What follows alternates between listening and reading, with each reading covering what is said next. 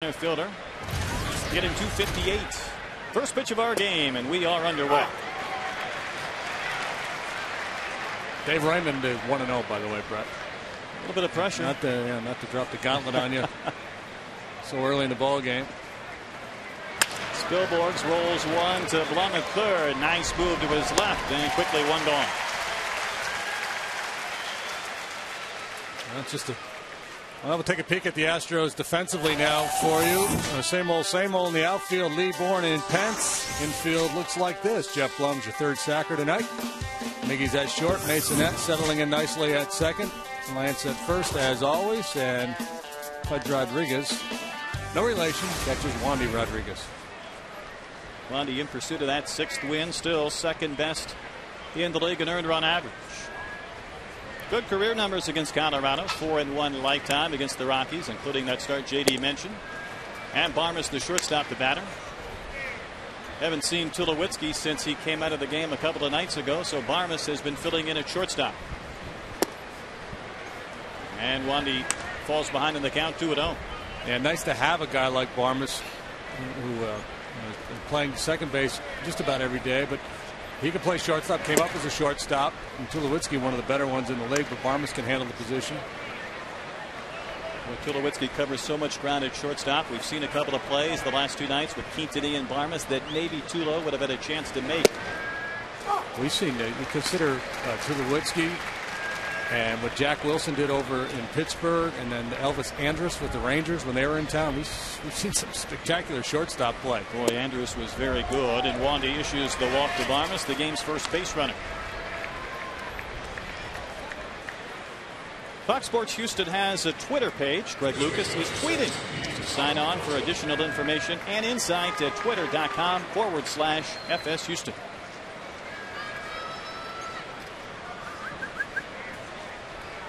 I thought I saw. First opportunity to see Lucas in action with the tweets. Here's Todd Helton, 9 for 19 in his career against Wandy Rodriguez, up there hacking in the first pitch.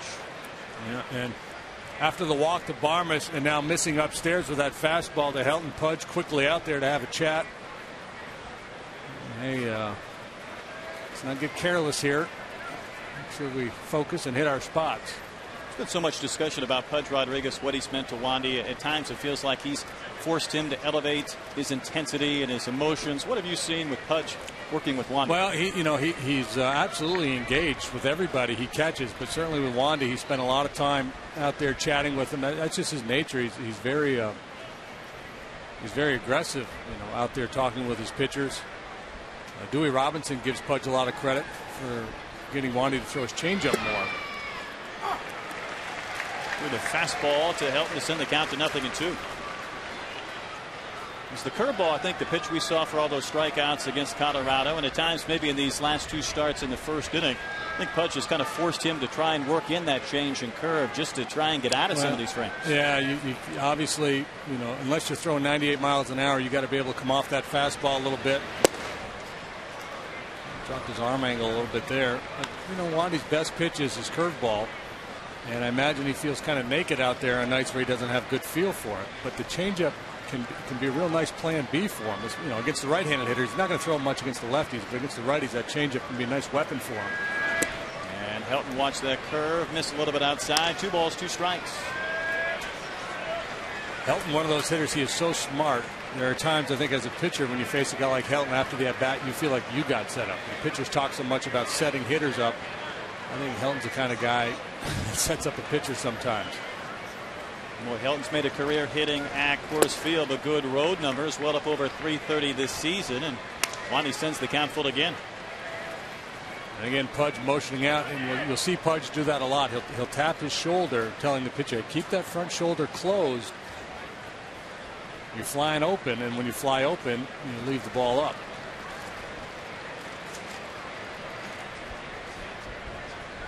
Runner goes, and Helton another base hit as he rifles one into left field. That ball was hit so hard that Barmes will round and hold at second base. Another base hit for Helton. Well, the base runner moving. Tejada was breaking to cover second, and Helton exploits the hole. We get a good look at it here. Miggy goes to cover. You try to hold your ground as long as possible. as a shortstop there, and he did. He held. Finally had to break to cover the bag. And Helton just lashes that line drive. And that's the thing about a hitter like Helton. When you put your defense on, middle infielders will talk with the base runners going, who's got coverage. With Helton, it's toss a coin. He's just as likely to yank it this way through the hole as he is to shoot it the other way. Yeah, you don't pick up 2,000 hits without being able to use all the fields. Put a couple of guys on for the Rockies, and Dewey Robinson paid a quick visit to Wandy Rodriguez before Matt Merton steps in. Well, I think, over the years with Wandy, there's been this real sense that he's kind of fragile. And given he's coming off 2 starts where he had bumpy first innings, you can tell, Pudge running out there already now. Dewey, it's really a high maintenance situation for Dewey and Pudge as they try to nurse Wandy through this first inning. And Merton batting cleanup tonight. Hasn't had a lot of at bats this year. .275 average with a home run, and Wandy able to get ahead with a fastball for strike 1. Heard Berkman say a hitter is only as good with his confidence as his last game. I would imagine for Wandy Rodriguez, despite that great start, it's the same thing, coming off 2 subpar starts. Well, I think, I liken it to those video games. I remember having this video game years ago of a boxer. And every time he got hit in the head, he lost a little bit of his power. So I think Wandy has built up a nice little reservoir of power, of confidence. And it got chipped away a little bit in those last 2 starts, but he should still be in pretty good shape mentally. Came back with a curve and dumped it in there for strike 2. He got hit around a little bit, but he didn't get killed. It's not like he went out there and had one of those inning and a third 9 runs allowed performances. And he got the jump on Merton now, dropping that hook in there for strike 2. Wandy hit his target perfectly right where Pudge had set up. Couple of guys on, just underway. We're here in the top of the first inning. Last game of this 4-game series here with the Rockies, and the last game of the season series. Houston might not want Colorado to leave town. Wandy to Merton. Came back with a curve and just missed. And the Rockies, this is a stop 1 on a 3-city 10-day road trip for them. Next 2 are St. Louis and Milwaukee, 2 clubs that are battling for the top of this division. They probably thought they might do some damage here in Houston before moving into those 2 towns, but it's been a rough go for Jim Tracy, who just took over for Clint Hurdle a few days ago. Rockies 2-4 under Tracy. And Merton swings right through one for the first strikeout this evening for Wandy.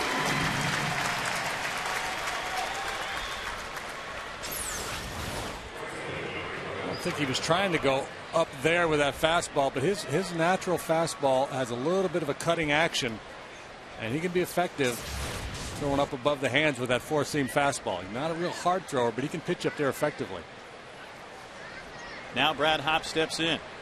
.353 average, those 40 runs batted in. Best batting average with runners in scoring position in the major leagues, just under 500. So he has come up a lot in this series with no one on. A couple of Rockies on for him now, facing the lefty Wandy. JD, it seems like this Rockies team, it's no surprise they've had a tough go of it.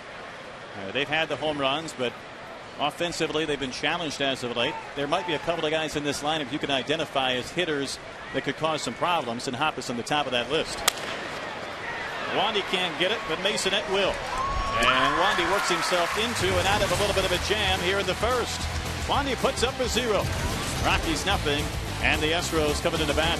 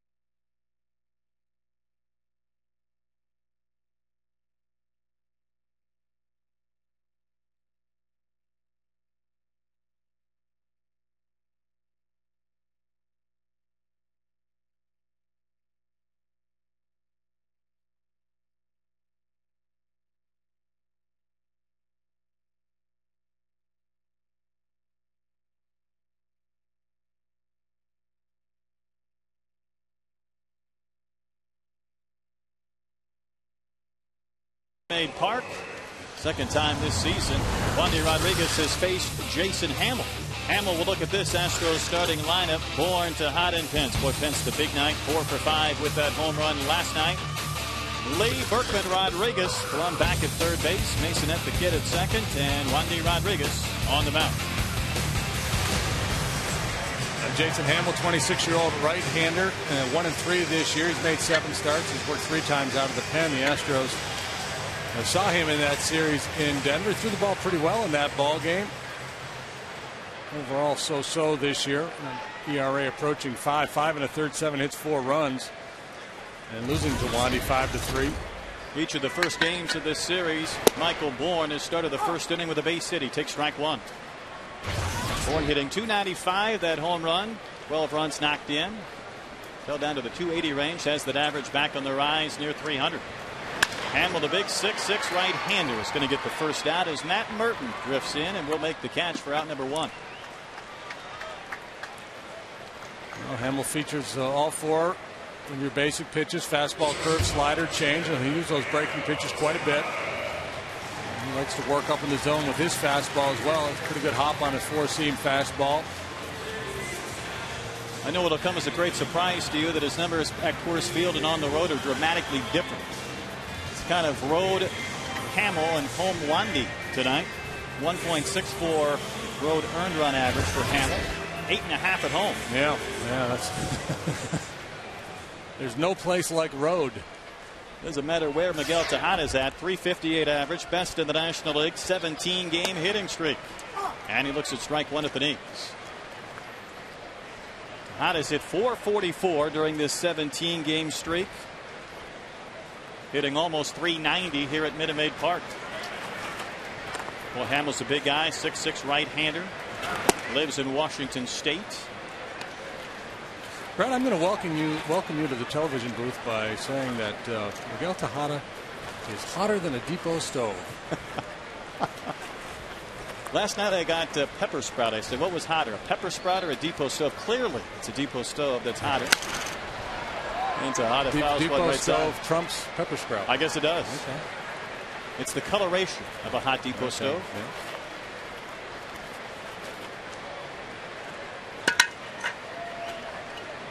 Tejada has been that. I mean, 4 RBIs in April. But he has that RBI totaled up to 32. Leads the league in hits in addition to the batting average.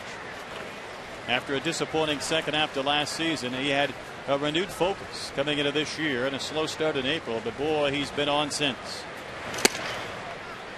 Tejada able to lay off one up and out of the zone. His good first half last year earned him a trip to the All-Star game, and this performance so far this year, he could find himself in St. Louis again for the Midsummer Classic, and that will be the key, though, to see how he responds, how he holds up in the second half. Significant drop-off last year, but it has been impressive. Well, it's hard to take him out of the lineup, but obviously you want him to maintain the strength through the second half. As he rolls one towards Dave Clark. I mean, that's always the balance, JD, and I don't know if there's a formula for it. Coop came into spring training saying, I need to rest Matsui. He's already on the deal a couple of times. I want to rest Tejada. But he said today again, as long as he's hitting at this clip, I don't know how I can take him out of the lineup. Yeah, it's tough, and sooner or later you've got to find some time. And I guess what you're looking for initially, this is still early enough in the year. Tejada makes a bid for a hit. Spilborghs, though, will track it down for out number 2. I think it's early enough in the year where you just ride the hot hand right now. And really last year they weren't that well positioned to give him many days off because they had guys on the bench who could play some short but weren't true shortstops. And Masonette may get an opportunity to play some shortstop in the second half. Who knows? Maybe Tommy Manzella comes up, and that's the key. I mean, if you got a guy that you feel like is a bona fide everyday shortstop, guy can really play the position, then you feel more comfortable giving Tejada a day off. Maybe Keppinger played more than 100 games at that position last year at Cincy. Yeah, you're kind of more well positioned to do it this year. Pence batting .346, 4th best in the league. He had the 4 hits last night, double shy of the cycle, getting those RBI totals on the rise with 22 this season. Had the big home run last night in the 7th inning up on the train tracks, which tied the game. Well, Hamill nibbling on that outside corner, just didn't miss with a fastball clocked at 95. Now, a big difference between Hunter Pence this year and last year is his ability to stay in at bats. When behind in the count last year, he didn't get a whole lot done. This year, he's really battled back. Sends one back to the upper deck. Speaking of last night, here it is. 404 feet up on the railroad tracks. JD just one home run in the month of May. He might be ready for a roll of 5 or 6. Yeah, because the power number's not really great for Hunter right now, but I suspect we're going to see them start to climb. And that time he got a little goosey chasing that high heater, but that's the one thing he's done this year. He's been much more disciplined, especially in counts like this. Last year it seemed like any time he got 2 strikes on him, a righty threw him a pretty good slider off the plate, and he'd chase. 26 walks already this season. Todd Helton will take that hopper and just beat Pence back to the bag. So Jason Hamill, a good beginning. 1, 2, 3 and done. Go.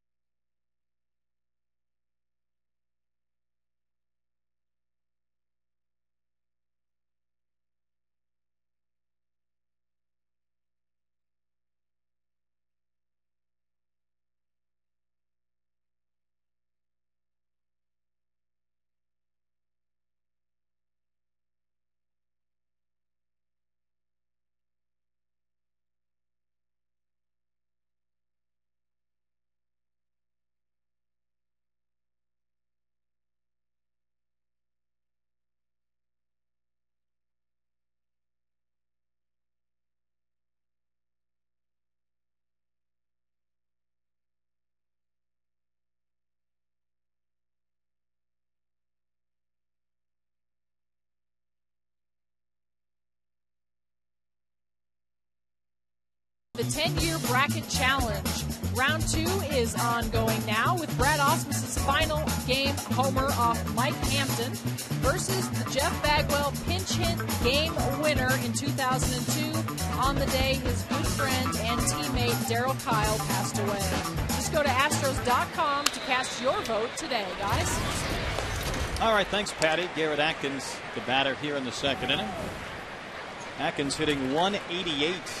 JD, even some discussions around the Rockies today that he might actually be sent down to the minors. Wow. Talking about a guy who's driven in more than 300 runs the last 3 seasons. Yeah, that would be a drastic move, but it may be even a move that he would welcome. Sometimes you get mired in the slump up here, and your initial reaction to the motion would be, you got to be kidding me, I'm a big leaguer. But an opportunity to go down and just take away all the pressure of the big leagues and just focus on getting your stroke back, it may pay off. And a swing and a foul out of the glove of Pudge. What a piece of Rodriguez. Well, Atkins coming into this season was supposed to be that cleanup hitter replacing Matt Holliday in the lineup. And things just have not worked out for him or for the club. And Jim Tracy said, I'm going to give him a chance to play. He was hitting cleanup for a couple of days. Now is dumped down to the 6th spot in the lineup. A slow start is nothing new for him. He has struggled early in his career. First couple of months of the season, his numbers not particularly good, and then he turns it on. But probably nothing to this extent. Hitting just a $188 a year ago. He's hitting .305. He's led the club in RBIs 3 of the last 4 years. Wandy will handle the comebacker and flips to Berkman for the first out. But yeah, and I think not only Atkins, but I think that the idea of going to the minor leagues to kind of clear your head and just play the game, I think that would serve a lot of struggling veterans. Most guys be very, very much opposed to it, but I think it could pay dividends. You have to swallow a little bit of pride. Yeah. And you have to go down there and you have to buy spreads for the minor leaguers, and it's just there's no pressure down there. Just go relax and get your at bats. Hey, hitting in Colorado Springs is like hitting on the lunar surface. Yeah, and it's I did it a couple times in my career where I didn't make clubs and I had to go back to the minor leagues. The first time I did it, it was actually a lot of fun because you can get jaded up here. You get kind of caught up in the whole big league lifestyle and all the other garbage. It's not all garbage, but some of the garbage that goes with it. And you go back down to the minor leagues, and it's just baseball, and the lifestyle is so much different. 2-strike pitch to the dangerous Ian Stewart. He's a little bit outside. Sometimes you hear veterans say the same thing about young kids when they come up, like Pence a couple of years ago. This infusion of energy and excitement when you get jaded after so many years. Yeah, it's fun to see that. Yeah, it reminds you of how lucky you are to be where you are.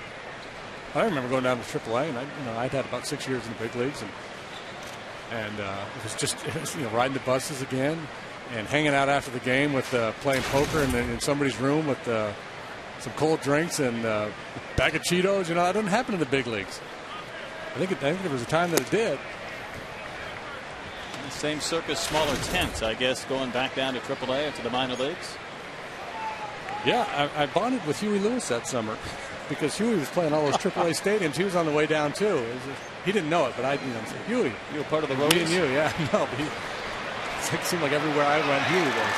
Oh, the big guy had a chance and could not secure that baseball. So Ian Stewart, normally a feast or famine hitter with 4 of his 8 home runs this year against Houston, flared one in front of Lee. That one looked like it hurts. And he took a pretty good divot out there. And Carlos plays a deep left field here, and it really serves him well a lot of times because he is allowed to play balls off that wall and hold runners to singles that would normally be doubles. But on a ball like that, the fact that he plays deep hurts him a little bit. This field could not be in any better shape. You wonder if they might have carved up a divot out there in left. Beautiful playing surface for this homestand. Edwin Bayerine up from AAA Colorado Springs of what we speak. 342 average down there. Takes one in from Wandy. About a week ago, the Rockies had Iannetta and Torrealba. Now they've got a couple of guys up from the minors now as their 2 catchers. Yeah, the depth chart being exposed here for the Rockies. Iannetta back fairly soon. They also have Sal Fasano, the veteran, down at the AAA club, but he's banged up. Big swing and a miss by Bayerine. And Yorvit Torrealba is supposed to rejoin them in a day or so. His son and brother-in-law were kidnapped in Venezuela, and that's why he left the club and was put on the restricted list. And the good news is they've got him back. That story came across this afternoon.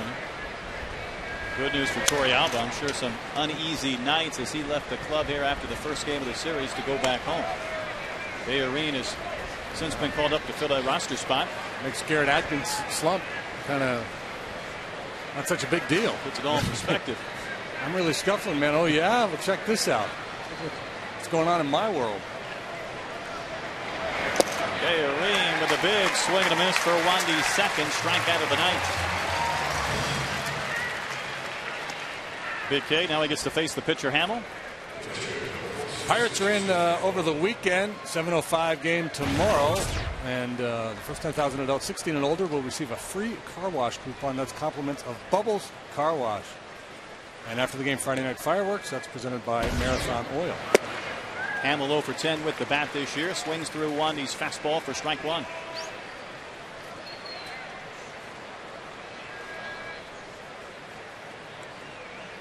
Wandy coming off back-to-back losses, trying to win his 6th game this season. Trying to finish off his counterpart Hamill, and there's strike 2.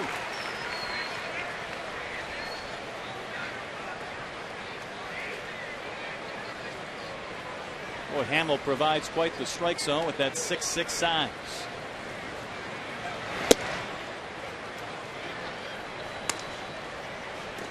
This sometimes not a bad idea if you feel like you don't have the feel for a breaking pitch or a changeup. He's been mostly fastball, curveball here, or fastball, curveball. I haven't thrown the changeup much. opposing pitcher up there, sometimes it's a good time to break it out. There's the hook. There it is. Swing and a miss by Hamill. Wandy with his third case, starting to find that breaking pitch. Middle of the seventh.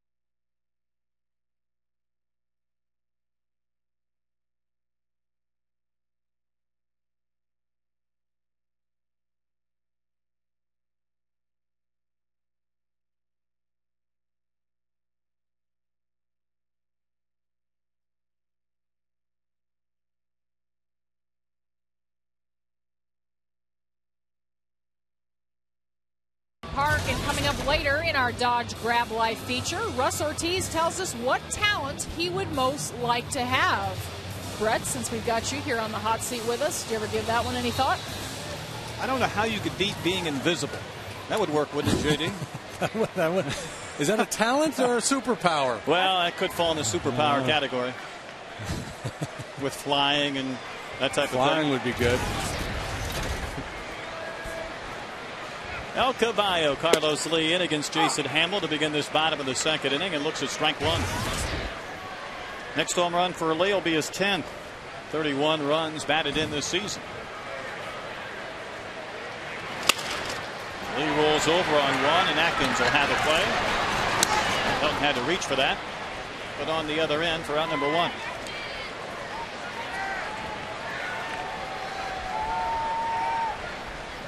You're talking last inning about Atkins and a possible demotion to AAA, but that's a demotion he would have to sign off on because of his amount of service time. So he still has options, but will probably have to give his approval. Remember the articles in the Denver papers today. Guy they were counting on to be their cleanup man, and his struggles have epitomized that of the team. He's a man who's had some struggles himself, but really over the last 3 weeks has that average on the rise to a 240 clip with 10 home runs. Berkman still able to get those walks. Looks at one just a little bit outside. Yeah, on base percentage at 367. Not, typical Berkman, but still pretty solid. Good pitch right there, pulling the string on the change. Yeah, when we saw Hamill in Denver, he looked like a pretty solid major league pitcher. Nothing that really jumped out at you and made you think, wow, this guy's really something. But he looked like a solid big league pitcher. Give up 3 runs in that first inning of that start, but it wasn't all his fault. The Rockies threw a couple of balls around the yard. They made 2 errors. Could have been 3 in that frame. That was the steal of home by Michael Bourne, the delayed steal. Yeah, and then since then, he's pitched 3 times, effectively twice. He pitched a dandy at Detroit 2 starts ago. Last time he got cuffed up a little bit, 3 2/3, 8 hits, 6 runs against the Pods. And Berkman chased that big breaking curve. Haven't seen many of those yet tonight from Jason Hamill. That was a dandy. So he showed Lance a couple real nice changeups in this sequence and a good tight breaking ball. That ball had a lot of tight rotation, very difficult to recognize as a hitter coming out of that big 6'6" frame range, uses good leverage. That thing had some nasty bite on it. So 5 up, 5 down for Jason Hamill, former Tampa Bay Ray. You look at Pudge Rodriguez. 2,219 games as a catcher for Rodriguez. And he'll roll one right to Ian Stewart. Another quick inning for Jason Hamill. 3 up, 3 down. 2 innings in the books. Rockies and Astros remain scoreless.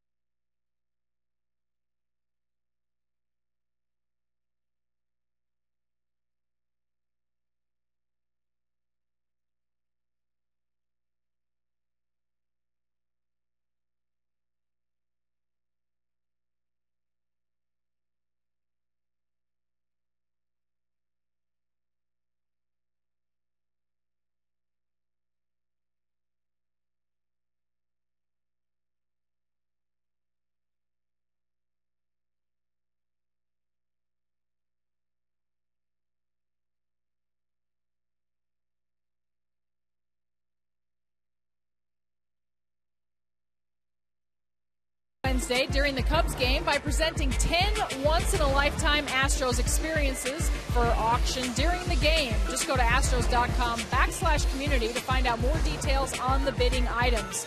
Proceeds from the auction will benefit the Boys and Girls Clubs of Houston and Astros Urban Academy. And guys, these are really some cool packages. And JD, I don't know if you know for sure or not, but you were promised in one that I think is probably the best one. It involves you, Jeff Bagwell, a limo, and some golf. Really? Really? Wow. Is this news?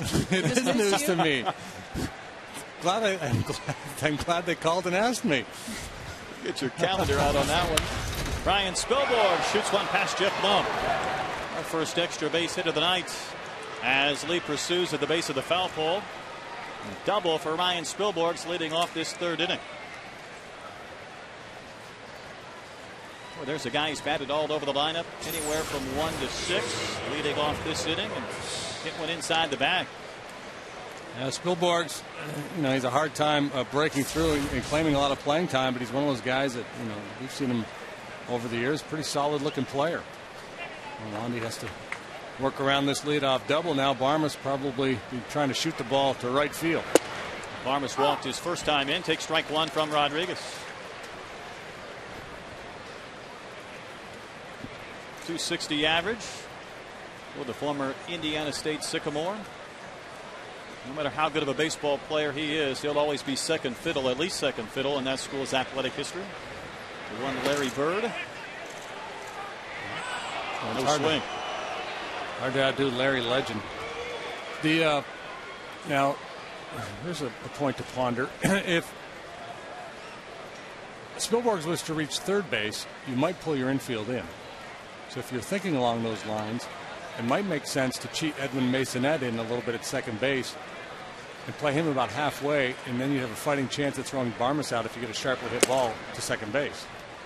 It's a conversation I had with Rich Donnelly the other day in Pittsburgh, and he's one of those guys that's always thinking about different plays and how to approach different situations, and it makes perfect sense. If you're willing to pull your infield in to try to hold a runner at third early in the game, then why not cheat your second baseman in a little bit and maybe have a shot on a sharply hit ball throwing him out. He's playing deep right now, and Barmas may have extra bases. Pushes one into the right field corner. Spilborghs will score the game's first run. Pence having problems with that baseball. And Barmas into third base. Rockies lead 1-0. Where the infielders playing rendered a moot point as Barmas shoots that one into the right field corner. So it's back-to-back extra base hits now, Spilborghs and Barmas. So one in, and it's going to be very difficult to stop the Rockies from getting one more here with a man on third, nobody out. Ball slicing into the corner, kicked around out there for Hunter. Spilborghs scores easily, and Barmas all the way to third base. What makes it even tougher is one of the best hitters in the last 20 years is in the batter's box. Todd Helton, who singled his first time in. JD, a couple of weeks ago, he picked up career hit number 2,000. And he was one shy of that plateau when he ripped a ball that one of the Braves infielders tried to make a play on. And the Rockies requested that baseball. They said, hey, I want it. Give it to me. It went as an error. And now they went and talked to the official scorer. They lobbied to try and get that changed to a hit as they thought it was worthy of. And the official score didn't budge, so the next night Helton got career hit number 2,000 the clean way. Might have been one of the few times, though, a player's requested a baseball after reaching on an error. Just in case. Just in case. You don't want to lose that memento. Helton may have another RBI. He'll dump one in front of Michael Bourne. Barmas will race home with the Rockies' second run. And Helton picks up RBI number 36 this season, adding 2 more hits to his total. Yeah, just such a smart hitter, so willing to just take what the pitcher gives him. It's a breaking ball down, and he puts a little uppercut swing on it. Kind of look like a tennis player returning a serve, just serving it into center field, getting the run home. So Helton makes it 3 straight hits here in the third inning, and Matt Merton will be the batter. Now Merton, a cleanup hitter, tries to butt one, and right back to the screen. Rockies teammates chipped in for Helton after he got that 2,000 hit, and they gave him an engraved hunting rifle. Really? Have a nice thought. Your teammates ever give you anything? Boy, let me think. I've had a few buy me dinner. Yeah, restaurant checks. Yeah. Some even skip out on dinner. Wandy could use some outs, and that curve floats way high now to Matt Merton.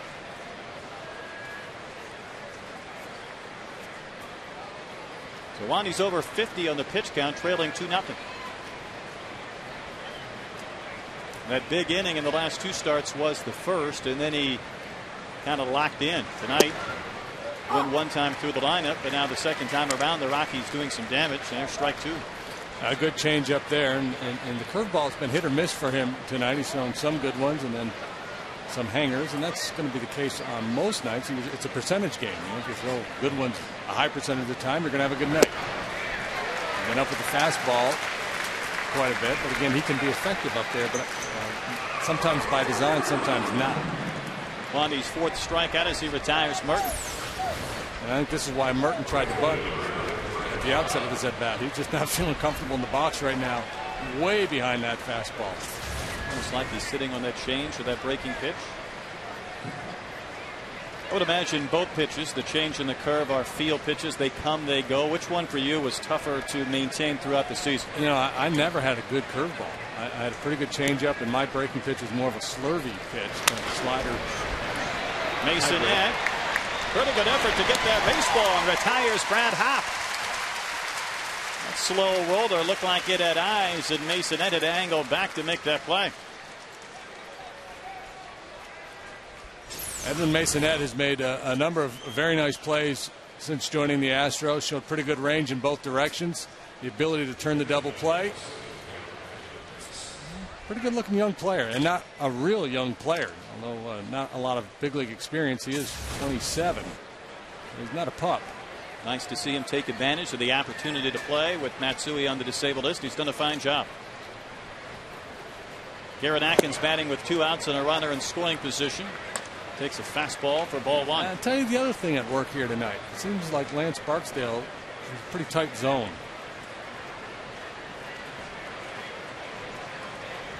Maybe my former pitcher bias creeping in. I seem to say that almost every night. Never goes away. Atkins smashes one to left field. Way up there near the train tracks, and the Rockies lead 4-0. Garrett Atkins had been in a bad way, but he hit home run number 4, and he did not miss. That swing of the bat, he's saying, hey folks, let's reconsider this whole AAA assignment. 11 for his last 88. So it has been a prolonged slump, and Wandy caught too much of the plate. Yeah, about thigh high.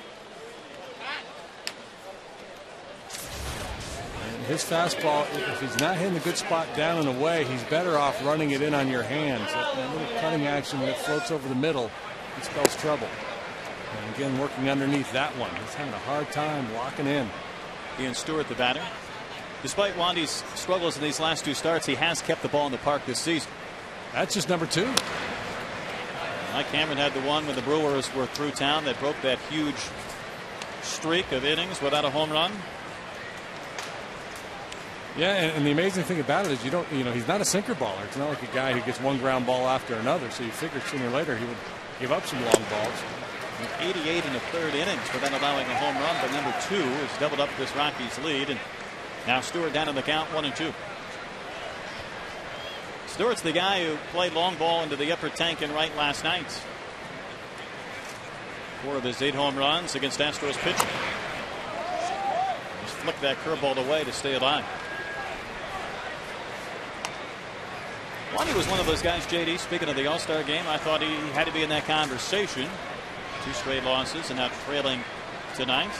Yeah, I would keep him in that conversation, but he obviously has to get things turned around a little bit. There's still time. And, boy, he's really having a hard time. Well, he's been up now in a few fastballs. Even some of the swing and misses he's had are pitches that have been up. Trying to finish off Stewart. Mason will get another shot. He'll throw out Ian Stewart to end this 3rd, but a profitable frame for the Rockies. They hit for the team cycle.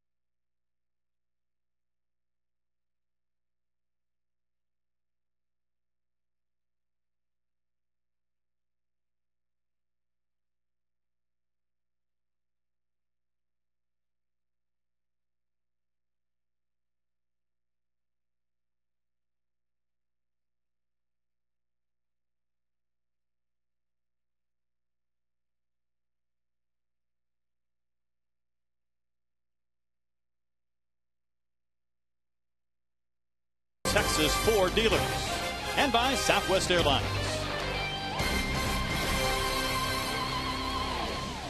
Boy, what a view from Minute Maid Park. Considered a full moon. That's well, that's a waxing moon, Brett, and it's a 7/8 moon. Like I learned so much over here with you. So every time I see a moon like that, it reminds me of the old Jackie Gleason show. Jeff Blum in there to lead off the bottom of the 3rd inning. Astros have some catching up to do. Blum riding a 6-game hitting streak. Takes another changeup for a strike. Well, Wandy's worked very hard in 3 innings, thrown a bunch of pitches, allowed 4 runs. Jason Hamels sailing along here. He's thrown just 23 pitches. Blum sends one in the direction of Ian Stewart's. And that's 7 up, 7 down. Let me see. 7 outs on 24 pitches. So that's a little over 3 pitches per play. That's not going to work. Just 8 major league wins for Hamill, 7 coming into this season. He pitched his first 2 years of college at Treasure Valley, Oregon Community College. JD, I don't know if you know this, but when he wasn't pitching during the basketball games, he served as the school's Chucker Bird mascot. Is that correct?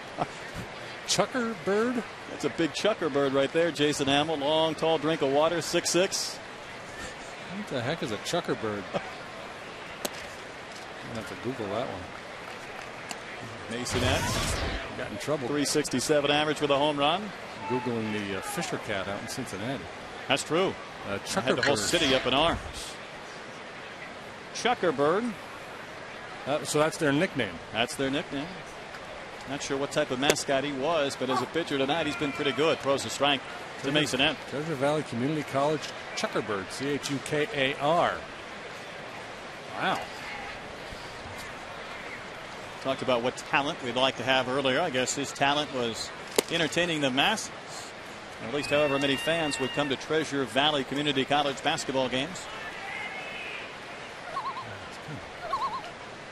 It's in the Partridge family. Well, not the. Let me rephrase that.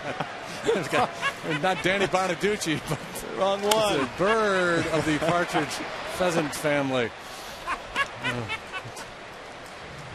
Boy, the knowledge you have dropped this inning alone. Reuben Kincaid. Yeah, I swept the floor at halftime of the basketball games when I was in college. That was part of my work-study gig. It was fun. My buddies up in the stands didn't have too much fun with that. If you're punching a time clock, you don't get very many hours, do you, in minutes? Masonette shoots one by Garrett Atkins. That's the first Astros hit this evening. And the kid now 12 for 31 since coming up from Round Rock. Yeah, he's making very comfortable. Here's our Texas Ford Dealers League leaders, featuring the major league leaders in home earned run average. They're leading the list is Wandy Rodriguez. Pretty good company, JD. Yeah, Greinke and Santana, obviously very, very good. Ted Lilly's having a good year. Weaver pitched well for Anaheim last night. Of course, Wandy's taking a little bit of a hit here this evening. Wandy, a switch hitter, normally bunts right-handed. He'll get down the first pitch, and Hamill will only look to first base with Stewart covering for the second out as Masonette moves up to second base. It's kind of always been the thing, though, for Wandy as far as that home road split's pretty dramatic in his career, and that's where this year he started to have some success away from Minute Maid Park. Yeah, last year, too, was a significant upgrade over the year before. He kind of put those demons behind him last year. This year, the difference was that he was pitching good on the road, but just tearing it up here at Minute Maid Park. See if his sacrifice bunt might lead to the first Astros run. Bourne is 0 for 1 tonight, but 13 for 28 this year against Rockies pitching, and he had 4 hits in that game Hamill started in Colorado. And Todd Helton has that ball deflect off his glove. It's a fair ball. Mason at home to score. And watch Bourne run. He'll go to second base and can't pick up the ball. And will slam on the brakes as it got away from Barnes. Another base hit for Michael Bourne. That'll bring a grin to his face. Yeah, Michael doing a lot of things right this year. He's very good in these RBI situations. Doesn't hit that one all that well, but right down the line it goes. Helton leaves his feet. Michael pulls up at second base. Dave Clark kind of admonished him and said, "Don't look back over your shoulder. Look at me. I'll let you know." And Clark wanted to bring him over to third. There were 2 outs. You don't want to be too risky there. Yeah, that risk-reward formula. Although base running is, it was an issue clearly on the last road trip. So far here in the homestand, it's been situational hitting, men on, that type of thing, runners in scoring position. This guy, though, has just continued to hit over the last 2.5 weeks. 0 for 1, looking to extend his hitting streak to 18 games. Hamill spins in one of those big breaking pitches for strike 1.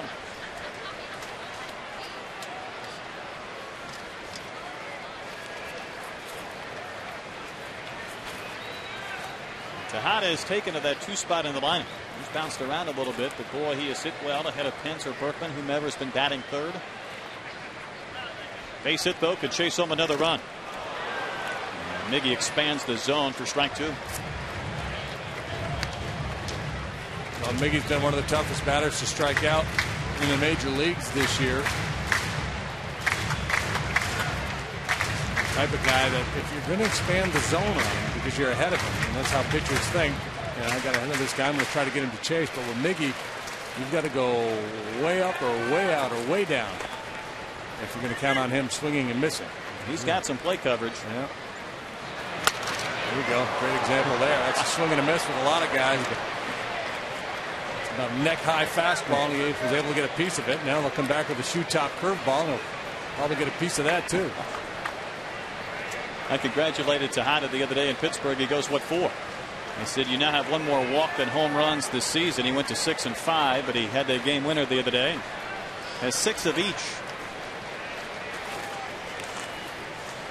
Well, what's the old line? Rafi Ramirez at first said it. You can't walk off the island. And he was accused of never walking, coming from the Dominican. Doesn't get the scouts' attention. Tejada got just a piece. Bellerin cannot hold on.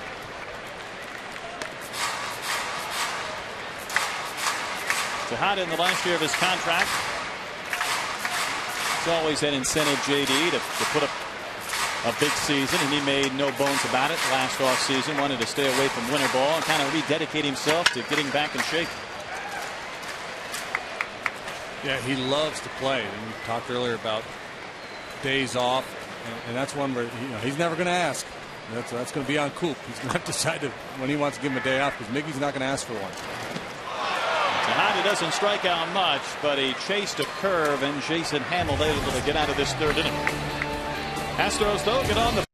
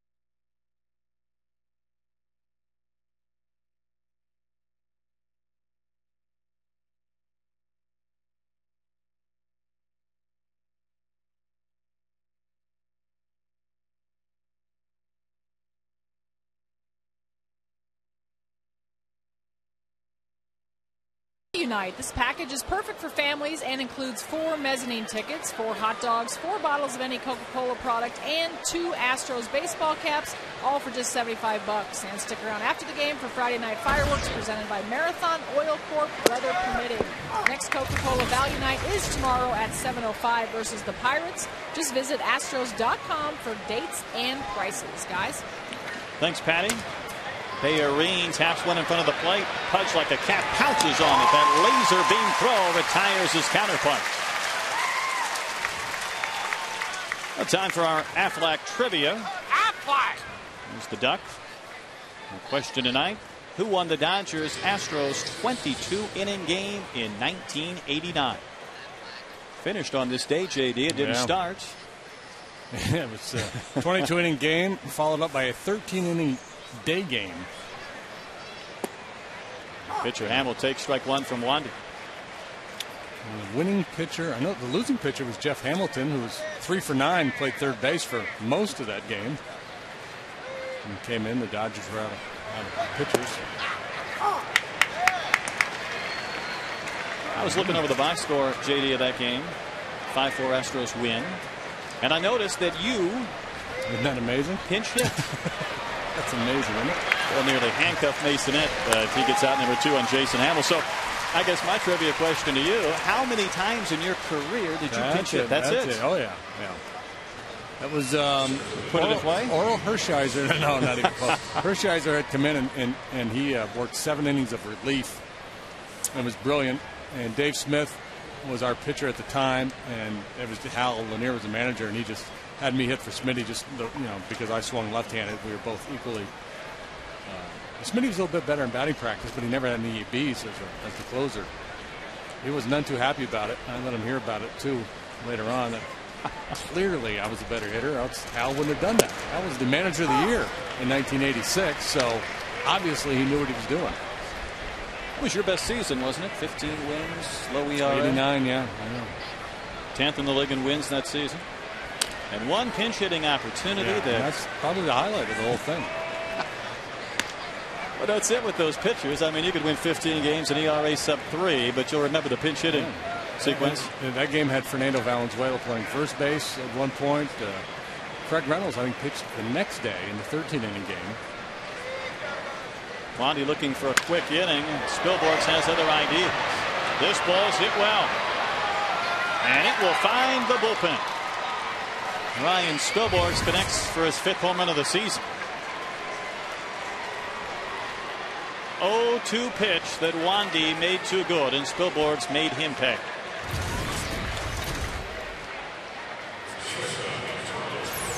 Yeah, an 0-2 breaking ball that they're trying to bury on his back foot. You see Pudge slide to the inner third when a catcher calls for a curveball there and then moves inside with 2 strikes. That's the plan. We're trying to bounce it, see if we can get him to swing over the top of it. And Wandy, again, just inconsistent with his delivery here tonight. He's missed up with the fastball and the breaking pitch. That time a little hanger out over the plate. Boy, 1 home run in 67 2/3 innings coming into play, and he's given up 2 tonight.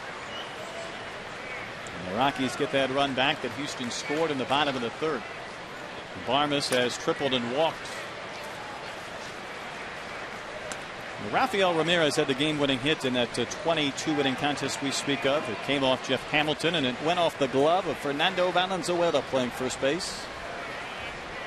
7-hour, 14-minute game.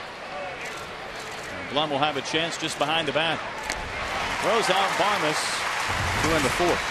Spilborghs connects for home run number 5.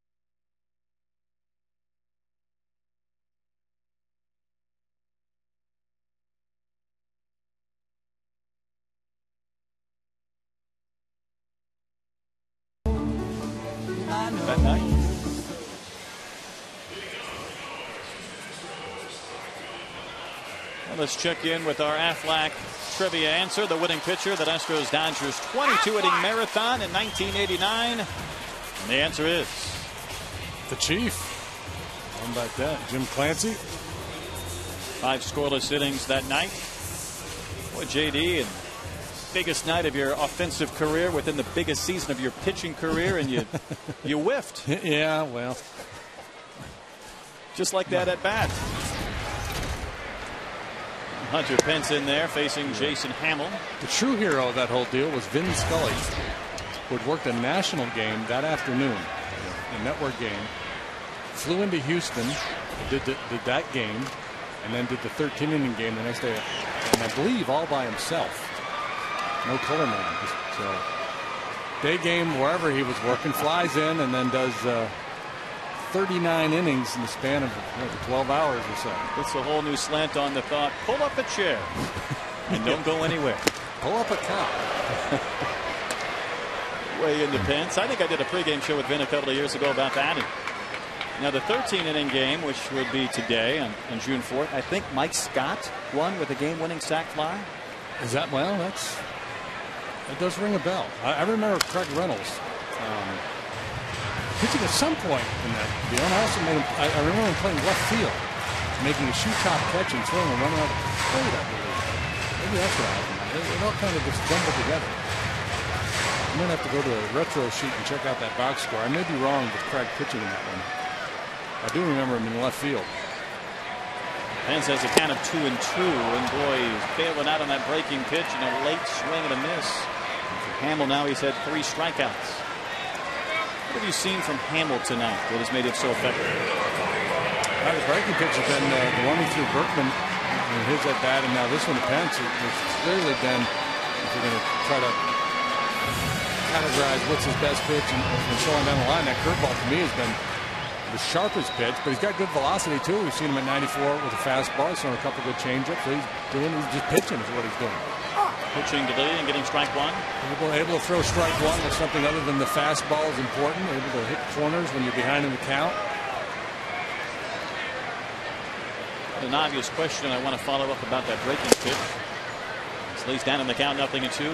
Is it an obvious statement that a big pitcher 6'6" like Hamill gets that extra break? Does that aid the curve and his plate to the plate? Well, I don't know. It's hard to say. I mean, because we've seen some guys that aren't really big that have real good breaking pitches. Wandy being one of them. The key for a big guy, I think, is to use his leverage to his advantage, so that when he's throwing his fastball, he's got it coming into the hitting zone in that good downward plane. Tough for the hitters to square that ball up. Got a nice loose arm action. Indeed. Did Lee swing? Yes. Randy Marsh rings up Lee, who's not very happy with the crew chief. 3 straight strikeouts for Hamill.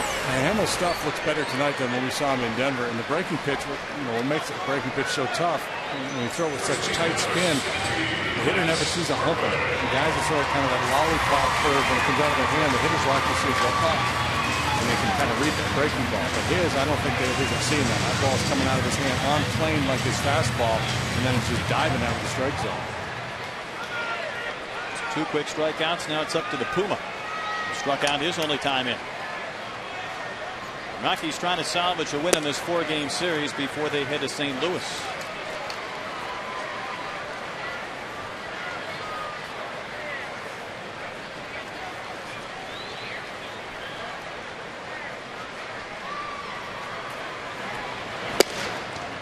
Lays off one, a little bit up in the zone.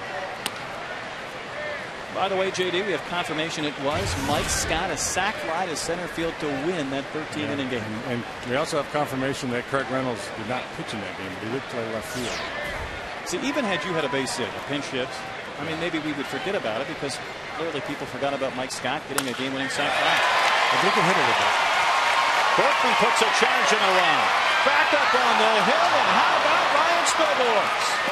Say hey, Willie Mays. He climbed the hill. He made the running over-the-shoulder catch. Boy, he made that one look easy. And Berkman denied. Rockies lead by 4.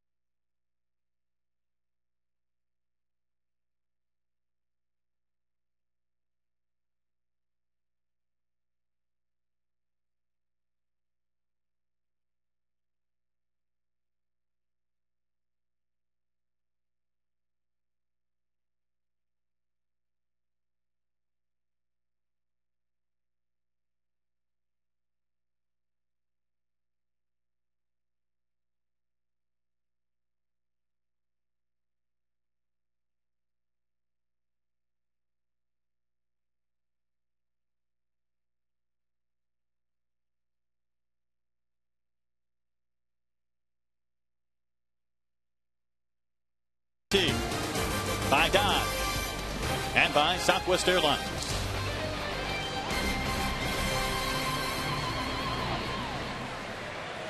The Rockies have been busy, anxious to get those batting helmets on and head up and face Wandy Rodriguez, leading 5-1 as they hit here in the 5th. And Todd Helton has picked up 2 more hits, scored a run and knocked in a run. He also picked up some Minute Maid Park dirt on that uniform.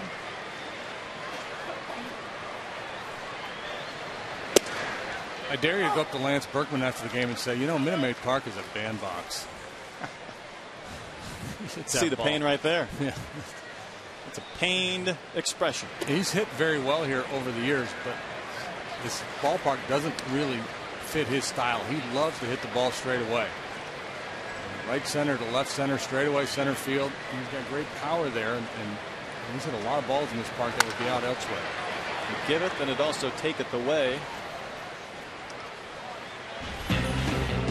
Here's the Jack in the Box standings. Features some of the Major League Baseball's all-time great hitters.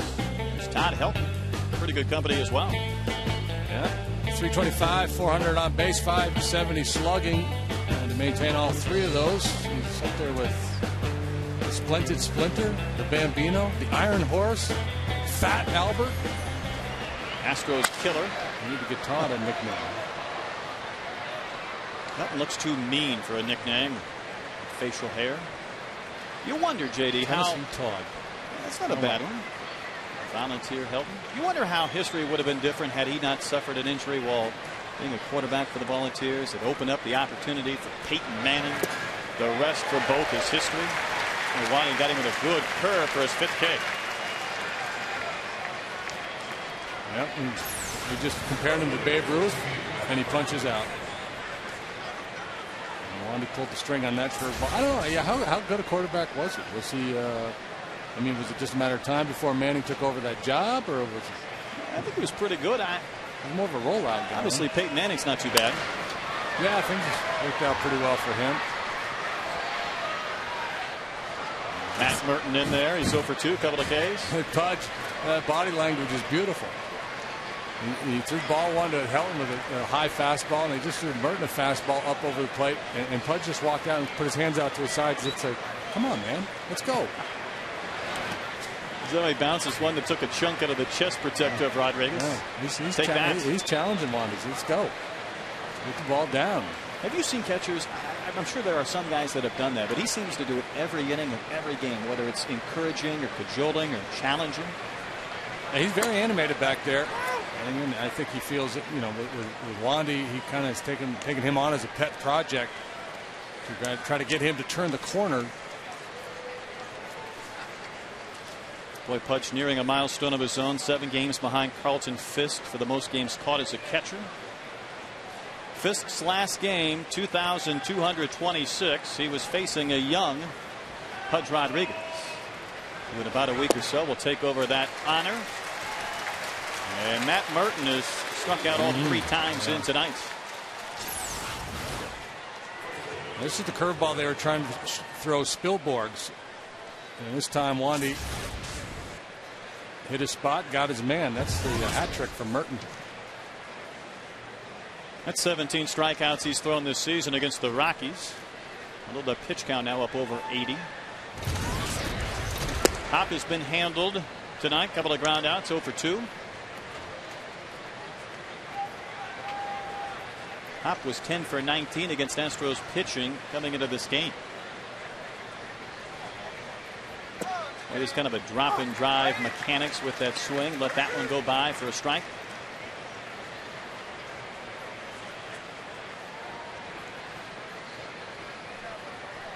Two outs here in the 5th inning. And Hop gets a hold of one. Michael Bourne will watch that one hit off the railing above the Papa John sign. That's a home run. Brad Hop plays long ball, and Wandy has given up 3 in this game. That's amazing. He went so long without giving up any. It allowed just 1 all year coming into this game. And as well as he pitched against the Rockies in Denver, and they're returning the favor here, and Hop swung at that curveball as if he knew it was coming. He was sitting on it. Boy, Hop hit that sign, that Papa John sign, A couple of nights ago, this time he got one 3 or 4 feet above the yellow line for his 8th home run. And Atkins had a 2-run homer his last time up, way up there on the train tracks. And the Rockies lead by 5. Now the Astros have a little action in the bullpen, and you get to the point with Wandy with 3 consecutive rough outings. As you start to think, what's going on here? Atkins makes a bid for a second home run, and that ball's up off the bricks. Garrett Atkins mired in a season-long slump as Wandy scratching his head. His second home run tonight for Atkins. We talk a lot about baseball being, the everyday grind of this game and how you don't get too high, you don't get too low. But there are times when a team has to try to ratchet up the intensity, and I would assume that was the case with the Rockies today. Pre-game, probably some conversations among some of the players after losing the first 3 of this 4-game set. Come on, boys, we got to get going. And it's not a game of emotion, but there are days where you kind of force yourself to kind of get up a little bit. But mostly, and Greg Maddux has said this, that hitters don't hit home runs, pitchers give up home runs. In essence, what he means is if I don't make a mistake, you're not going to get me. Well, Garrett Atkins won't care. He'll take those 2 home runs. So much for Colorado Springs. And Wandy's trying to labor through his night. Ian Stewart shoots one to left center again, and Lee won't get there. All the way to the bullpen. And Stewart will slam on the brakes at second base. Well, you almost get the sense that they've seen something in his delivery where they know it's coming with these aggressive hacks they're taking. They're it's too late now to knock somebody down. I mean, you need to work hard and to kind of keep hitters honest, but they're up there just hacking right now. Taking some healthy cuts, and this was in an inning where Wandy struck out Helton and Merton, the 3 and 4 hitters to start things off. But since then, home run, and double. And he won't have to face Bayerine, and Hamill, as good as he has been on the mound, is 0 for 2 with the bat, and he'll get to hit with 2 outs. Yeah, Wandy's spot, he was due to come up 4th in the bottom half of the 5th, so I'm sure they were going to pinch hit for him regardless of what happened in this inning, and I'm sure the hope was let's get a clean inning here in the 5th. And even though it's been a rough night, he could leave the game with something positive, but that obviously is not going to be the case. Well, the Rockies just 7-24 in lifetime here at Minute Maid Park. The Astros came in winners of 4 straight, 5 of 6. 4 Rockies home runs.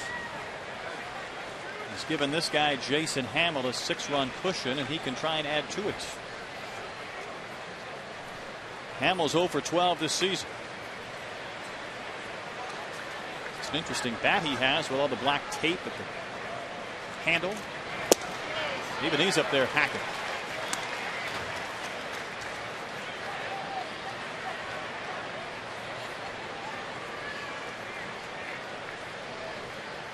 Two on, 2 outs, and 2 runs in this frame. And strike 2 at a curve. So you say Raymond was 1-0 in his TV season. You got a little work to do here. But you have time. I guess the last couple of nights have been comeback wins. Hamill carved up, and he's done, and Wandy might be as well. He strikes out the side. That's the good news. Bad news, 2 more Rockies.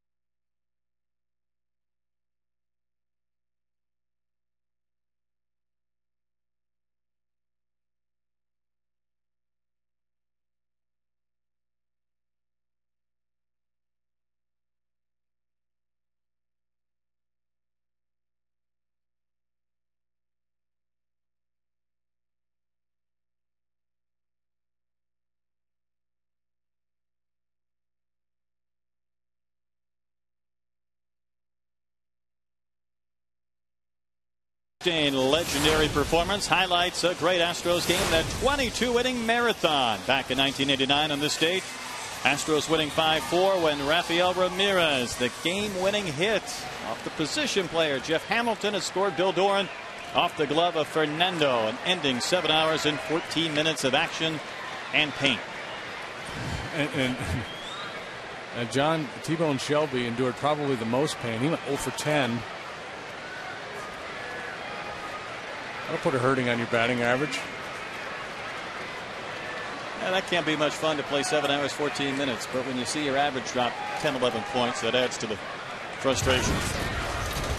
Yeah, just one. Just give me a 1 for 10. That's all. It would have been okay. It's Pudge Rodriguez. Yep. Pudge is 0 for 1. He bounced to second. Jason Hamill's been in cruise control tonight. Here's one for you, though, JD. Pudge Rodriguez, 19 years old, Double-A Tulsa Drillers. He's going to get married between games of a doubleheader until he gets the promotion from the Texas Rangers. He and his soon-to-be wife found a justice of the peace early in the morning. Flew off to Chicago, where he caught Nolan Ryan. Drove in a couple of runs. Threw in a couple of base stealers. And did an interview on Rangers radio where they said to him, well, how long are you going to be up? What's your role? That type of thing. And he said, I'm not going back. Wow. He hasn't. Think about the milestones in a young man or baseball player's life. Getting married, having kids, making his major league debut. He got 2 of the 3 out of the way the same day. That's pretty impressive. So he did go ahead and get married? Very early in a Tulsa, Oklahoma morning before flying off to Chicago. Wow. Caught Nolan Ryan. Next day, Kevin Brown. Welcome to the big leagues, kid. It worked out pretty well for him. Kirk Saarloos, we called him up a few years back. He was supposed to be getting married. And I think he ended up, I can't remember all the details, but he postponed his wedding to the All-Star break, maybe, something to that effect. Best laid plans, that type of thing. The plans have worked for Hamill tonight, trying to retire Rodriguez. 7-1 Rockies lead.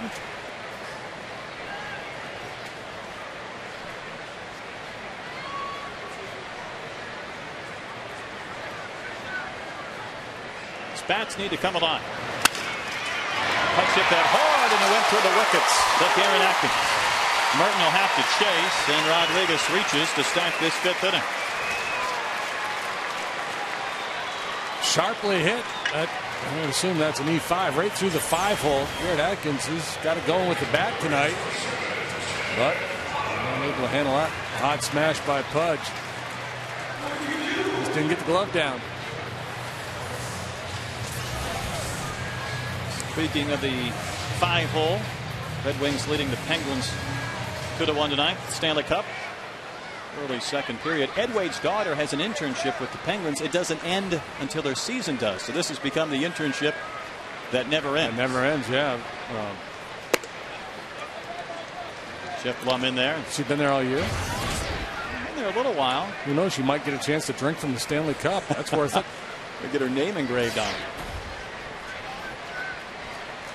Ed has a daughter that works for Jay Wright, the Villanova basketball coach. They went to the Final Four.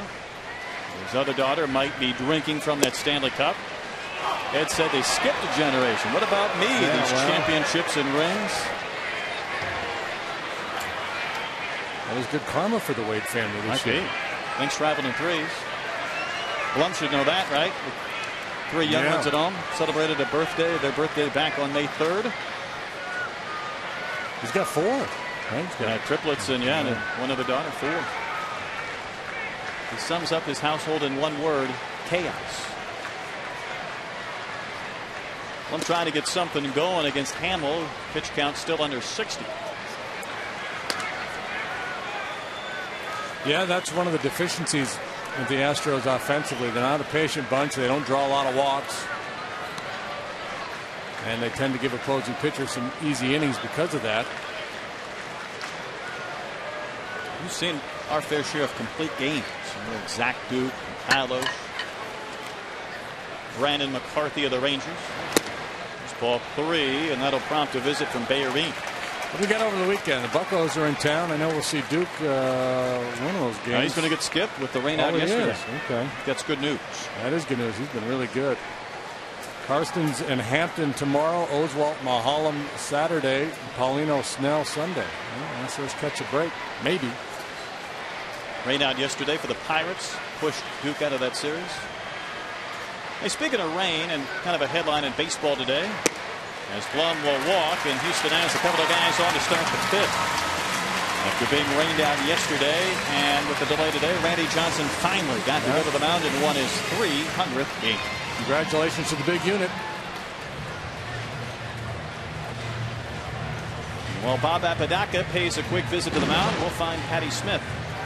Well, I'm just going to tell you about a great 10-game flex plan. Just join the Astros as we celebrate our 10th season here at Minute Maid Park and check out the 10-game flex plan presented by Papa John's. With this plan, you get to choose the 10 games that you want to see. This plan is perfect for every fan as you can customize it to fit your schedule. Just call 1-800-ASTROS-2 or log on to astros.com for more information. Guys?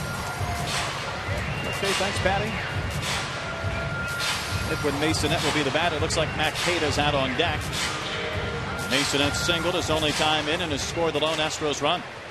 Well, the Rockies a little sloppy here in the bottom half of the fifth. They got a 6-run lead and they've opened the door first with an error, then a walk. Hamill to Masonette. Foul ball, strike one. And sometimes that's what it takes to come back when you're down by a wide margin. You need another club to kind of set you up. Tough to string a whole bunch of hits together, but an error and a walk, a couple more knocks, somebody could knock one out of the ballpark, and we've got a brand new ball game. Well, let's face it, last night in that 6-4 win, the last 2 runs, Houston scored unearned to break the tie and provide the insurance. An error has opened up an opportunity this frame, but another good breaking pitch from Hamill.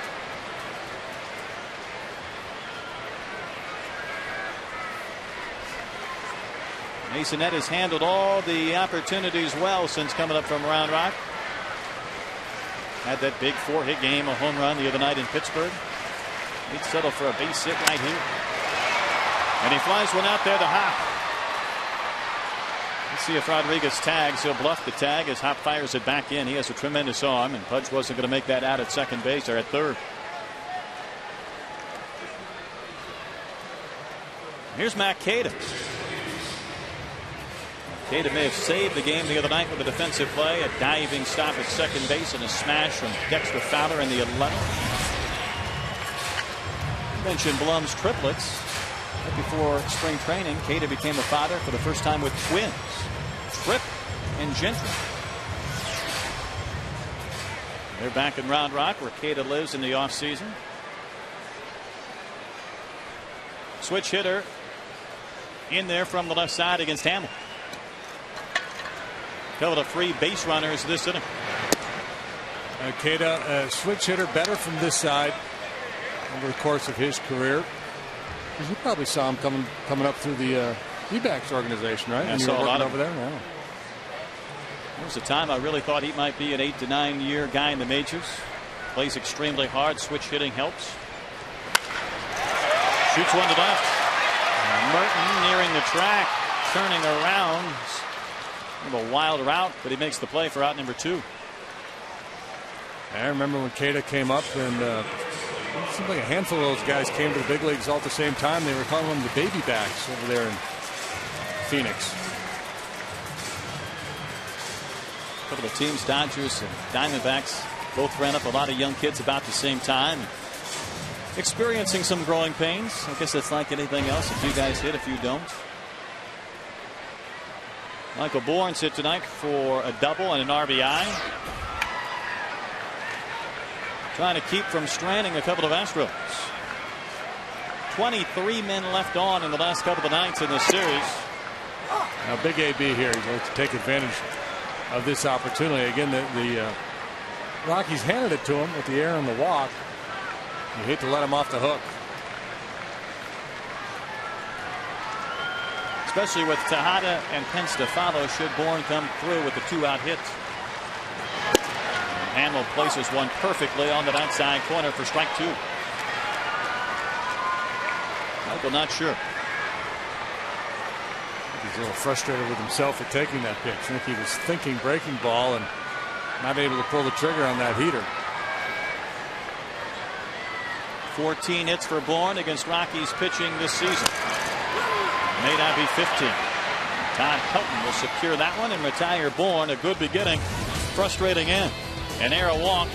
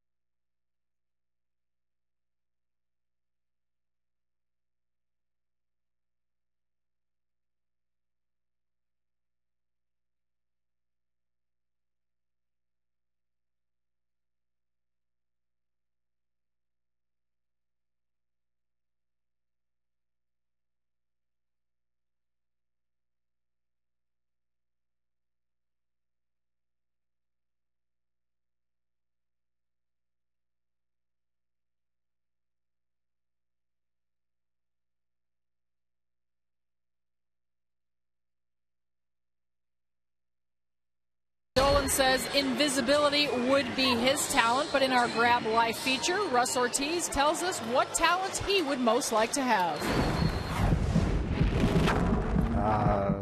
Be able to play the guitar well. I have a guitar. I can play a couple notes, but to be able to play it well, I think that'd be real sweet. Yep, athletes want to be rock stars, and rock stars all want to be athletes. Russ Ortiz out on the mound now, guys. What about you, J.D.? Any musical talents? Some pitchers want to be athletes. I could play the spoons. It was always big around my grandparents' table in the holidays. And that's about it. No, I would love to. I'm with Russ. Although he has a guitar and can play a note, I can't play anything. I'm brutal. But I would love to be able to sit down and play an acoustic guitar and sing a little bit. But no chance. May not be able to play the guitar, but the bullpen has been awfully good in this homestand series. They'll need to be tonight to keep this team in it. It's been a tough out in Spilborghs, who's doubled and homered already. One of 4 home runs for the Rockies tonight against Wandy in his 5 innings with 10 hits and 7 runs. Ortiz gets that pop-up. Who wants it? Berkman giving chase, and the Puma won't quite get there. That ball just out of his reach. Yeah, Puma had a long way to run. He had the best shot at it. Just a little bit short. Russ Ortiz, the winner here in relief a couple of nights ago. Let's check out our Home Depot defensive play. Home Depot presents doing more on defense, and I don't know what more you could do than Ryan Spilborghs racing up the hill. That's a really good play on flat ground, and it's just an incredible play running up the hill. Team out of division comes in here one time. You go out there, you take a few fly balls, hoping to maybe prepare yourself. Spilborghs makes a bid for a 3rd hit. Pence will track that one down for the first out. And you see these guys, JD. I mean, they come in there. Pence had to deal with it a few years ago in center, where you take your reps just in case one of those balls leads you out there to the triangle, no man's land.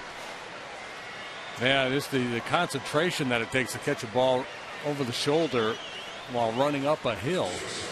And again, yeah, it's not a play you practice a whole lot or anticipate having to make.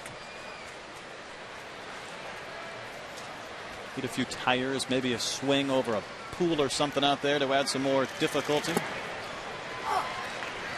Barmes, who's triple today and knocked in a run. Takes a strike. Put a little quicksand out there on the warning track. Not a bad idea. We'll make a reality show. Glenn Barmas with his second hit, singles past Tejada. Well, Rockies banged out 10 hits off Wandy and 7 runs. And Barmas picks up his second hit of the night. Walk, triple, and now this base hit. And the Rockies looking to leave town on a positive note. It's been a rough go for him here. Todd Helton right in the mix again tonight offensively. Those 2 hits with an RBI and a run scored.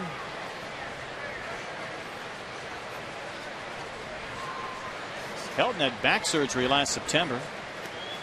And he entered this year with, I guess, what you could call a maintenance plan. We were talking about Tejada maybe getting some days off this year to allow him to be stronger in the second half. Hasn't quite worked out that way for Helton either, with them losing some bats and the way he's hit through 2+ months.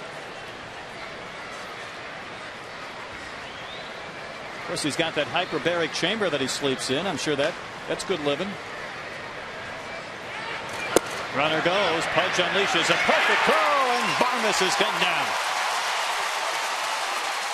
Foolish base runners who test the arm of Ivan Pudge Rodriguez. He has a laser. And such quick feet.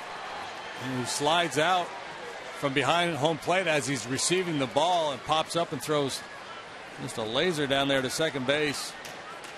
Rockies don't do a whole lot of running. But they're playing with house money now with a 7-1 lead. Helton batting with the bases empty. And now they count 2-1.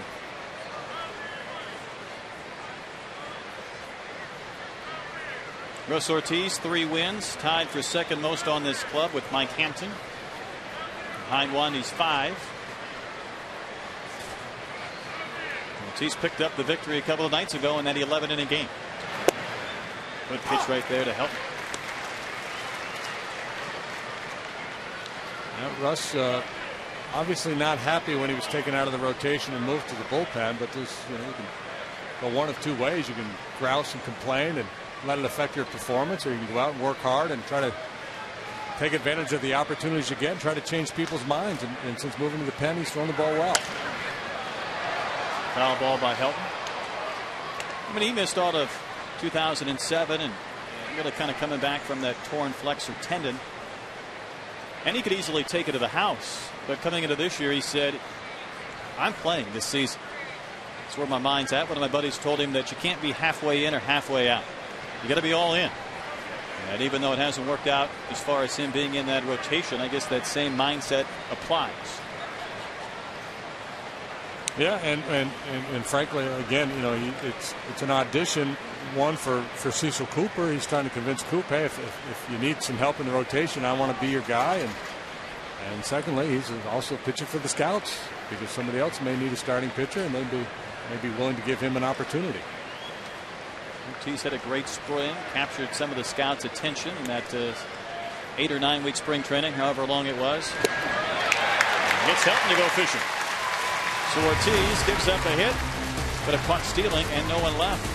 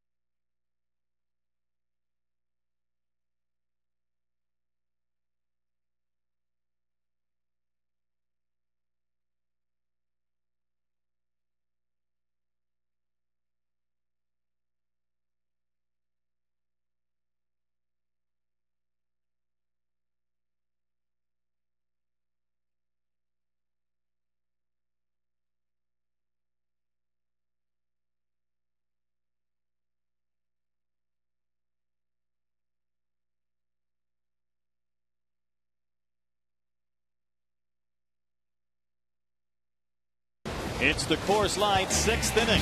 Let's check out the freeze can. Frost brewed Coors Light freeze can. Michael Bourne's 3rd inning RBI double.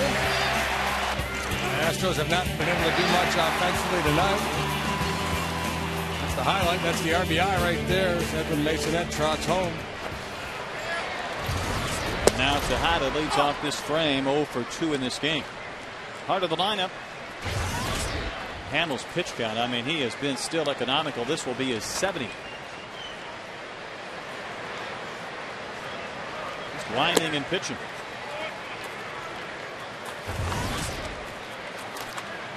He's going to ask for one of those clauses in his contract where he pitches only on the road. Came in with a 1.64 road ERA to one above 8.5 at home. That's with the humidor.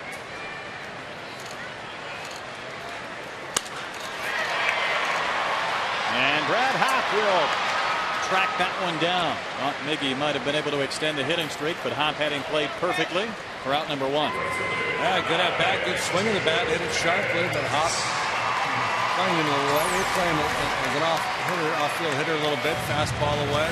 He likes to hit the fastball that way. Hopp got a nice break on it.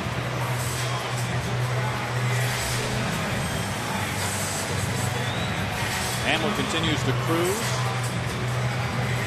Pence 0 for 2. He's rolled out to Helton. He's also struck out.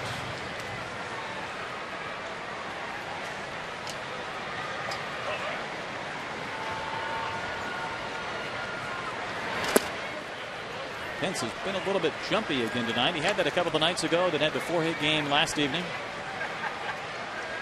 Well, we were talking earlier, he's done a much better job this year recognizing how pitchers are trying to get him out and recognizing that slider. But Hamels, very deceptive with that breaking pitch tonight. Barnes will have a shot. Has to hurry that throw, but he gets pinched by a strike. He's gotten a lot of swings and misses on his breaking pitch. He was having a difficult time picking it up out of his hand.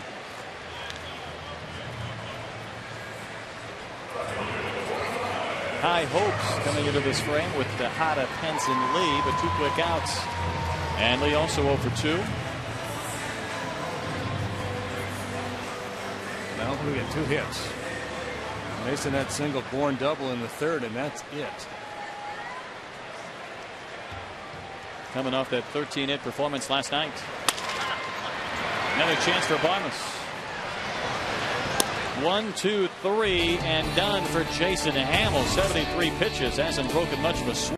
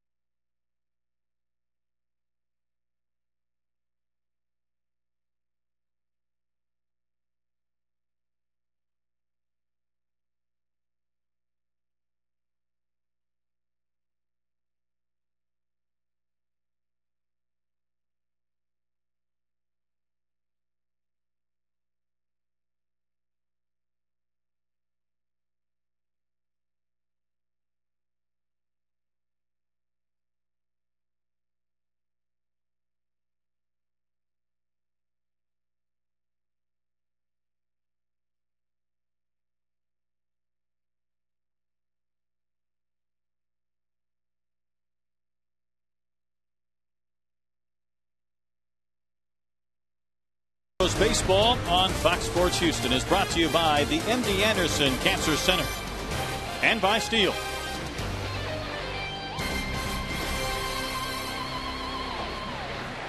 This makes me hungry. Bring up the garlic fries. Let's go.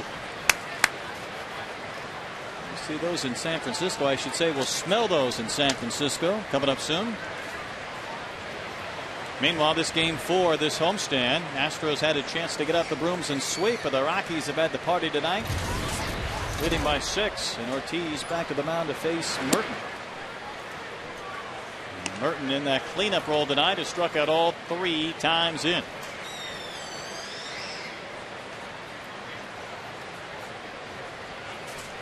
Well, JD, I go back to the month of May, and you think about some of the opposing hitters who batted cleanup against our club. It's kind of a strange list. Who we got? I'll run you through. Merton was one of those that we saw in Colorado. Had Casey Kochman with Atlanta. Yeah, you don't see him there very often. Had Spilborghs. Chase Headley. That's Headley. That's Headley. Masonette. A nice backhand. He'll throw out Matt Merton for the first out here in the 7th inning. Matt Merton, I imagine, thrilled to ground out to second base in that at bat. Well, what's on tap with the Astros is brought to you by Bud Light. Here are the starters for that Pittsburgh series. Hampton, Oswalt, and Paulino for Houston. Holland, Snell. But Duke from scratch, right? Duke from scratch. I think you're right. Karstens, Mahalam, and Snell. And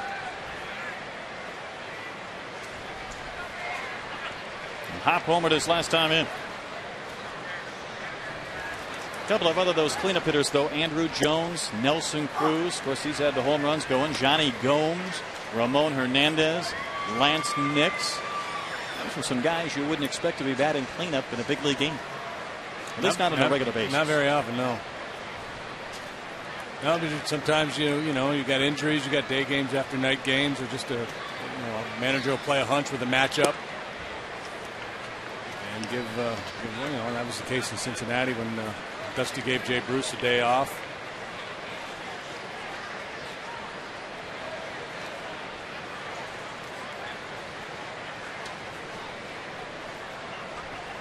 One ball and a strike. Boy, big swing right there from Brad Hop.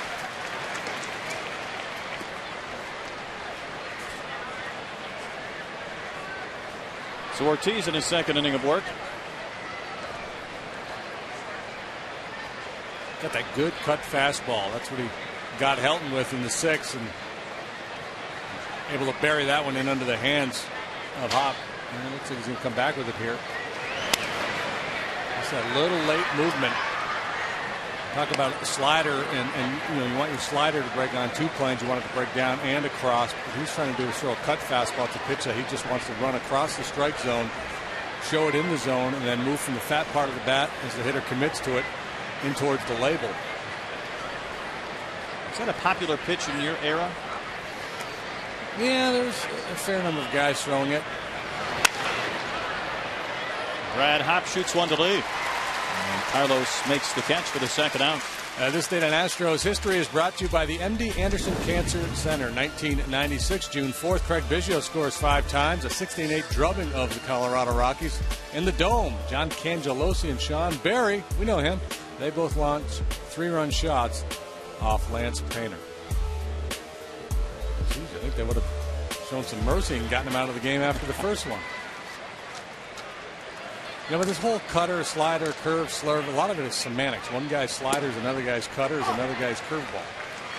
I suppose a tighter slider or a bigger cutter, that type of thing. And the same with a sinker. You hear a lot of pitchers say, I've shown my sinker, and I'm watching them going, no, you don't really throw a sinker. I don't see any sink. I see 2 seamers that run. That's not really a sinker. It's a 2-seam. There's not as many sinker ballers as you're led to believe. Garrett Atkins hasn't been getting much sink. He's had 2 home runs. But only Daisuke Matsuzaka can claim the gyro ball. It does add to the PR when you can name your own pitches. Yeah, it's nice to have. Darryl Dawkins naming his own dunks, that type of thing. Christy Mathewson, they said, threw the fadeaway. Probably a changeup. Yeah, fadeaway does sound better. Yeah. And of course, way back in the day, the pitchers would talk about the upshoot. You got the upshoot and the downshoot and the drop ball. You're going college softball on me with that drop pitch, the rise ball. Ortiz trying to send this to the stretch if he can retire Atkins, who's been a difficult out this evening. And the count of 2-2. Russ, very deliberate worker, takes a lot of time out there.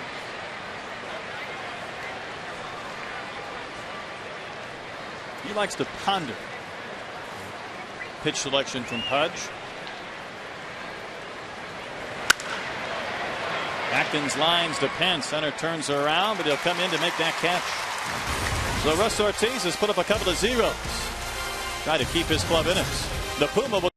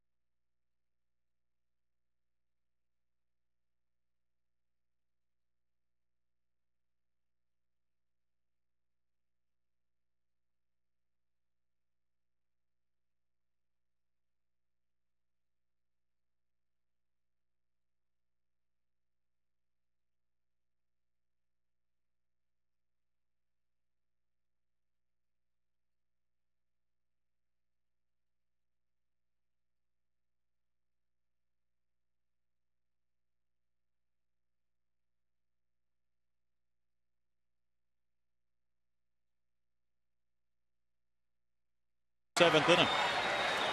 First pitch will be his 75th, so he has been extremely economical.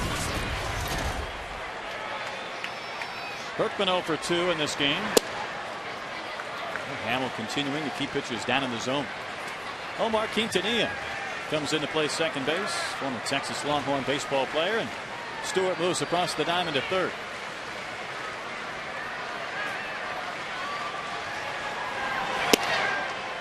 Hamill runs one in, 2-0 to Lance. Well, Astros down to 9 outs now. Obviously have to get a little something going.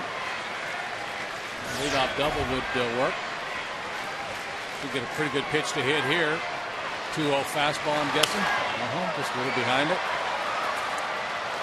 Hamill's got that 6-run cushion. Even though he's got a dangerous hitter in the box, he's going to challenge when behind in the count.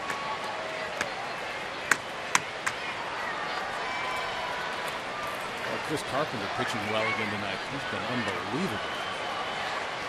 3-0 Cardinal lead over the Reds in the 7th. A lot of zeros in the starts for him. Didn't have enough innings to qualify. His ERA is 0.50. 7 innings of 2-hit scoreless baseball. So if you have Chris Carpenter on your fantasy club, looking pretty darn good. Do you? No, I don't. Big Aaron Harang pitching for the Reds, throwing the ball well. 6 1/3. He has allowed 3. Hamill on your fantasy team? No, I make it a policy not ever to put any rocky pitchers on my fantasy team. Not a bad one. Berkman sends one the other way, and that goes off the scoreboard. There's your double, JD, as Merton pursues after the carry.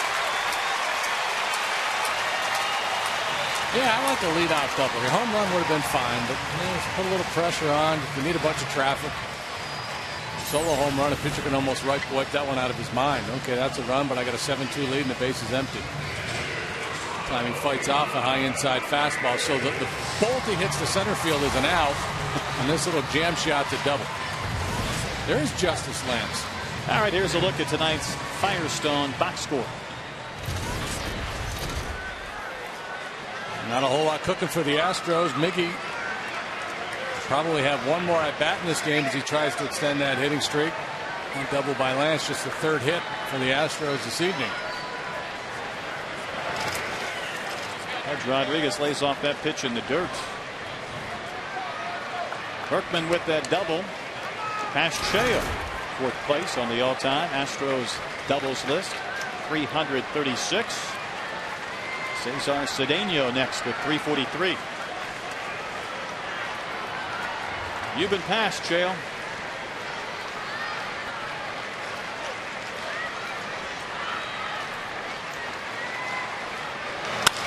Rodriguez with a big swing, but another play for Barnes. More ground ball outs, one gone.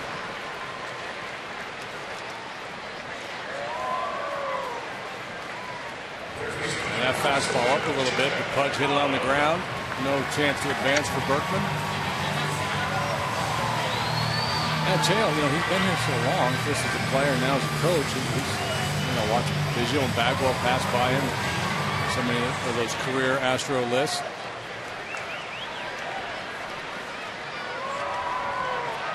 But still up there in the top 5 in so many offensive categories. Plum in there, fouls one back. It was fun the other day in Pittsburgh when the 80 playoff series was on the MLB channel and they had it on in the clubhouse and all the players were hooting and hollering at Chael's at bats.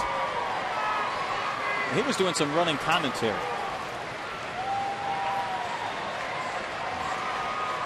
Enos Cabell was in that game. Those all your old recognizable favorites.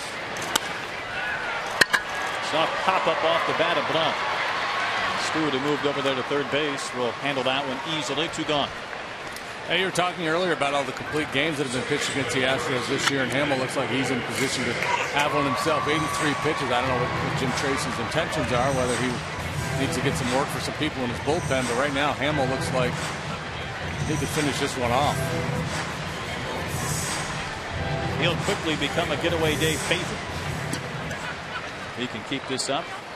Masonetta scored the only Astros run. That came back in the 3rd inning. It's up to him to avoid stranding Berkman at second base after that leadoff double. Big hammer again from Hamlin.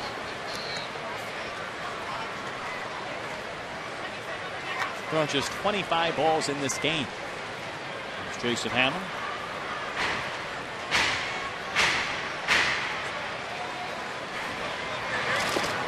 I'm going to guess he's the only player to come out of Treasure Valley Community College and play in the big leagues.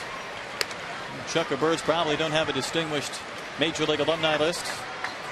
Pheasant family, right? Partridge?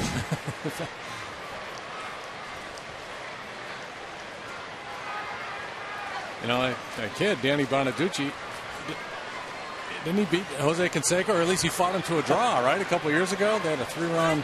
Who doesn't beat Canseco? Canseco got the tar kicked out of him there a while back.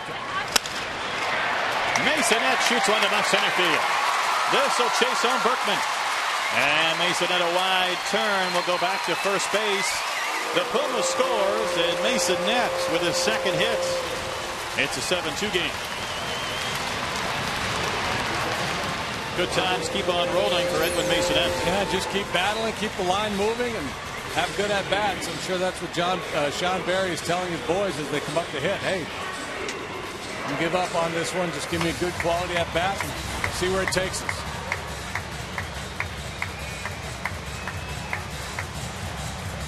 Happy birthday, Darren Erstad. 35 years young today. He will pinch hit. Boy, Angelina Jolie. There's Claudia De Medici. Isn't Jolie the #1 most famous person on the list that just came out a couple of days ago? Her and Oprah, 1 and 2. I didn't see that list. Did they do a big most famous people in the world list? Tiger was the highest sport athlete. He was 4th or 5th. But boy, Oprah and Angelina. This is around the world, I'm guessing. It's 2-0 to Erstad as Bayerine pays a visit to the mound. Actually, guys, Angelina and Oprah were #1 and #2. She passed her for most powerful woman. Powerful. Most powerful. Okay. Not sure what context, but most powerful. Not sure how Jolie would be powerful. And whose list is this? You know, theirs. The experts? Yeah, them. They. Patty Smith with the save. Kind of like the book in baseball when we refer to the book.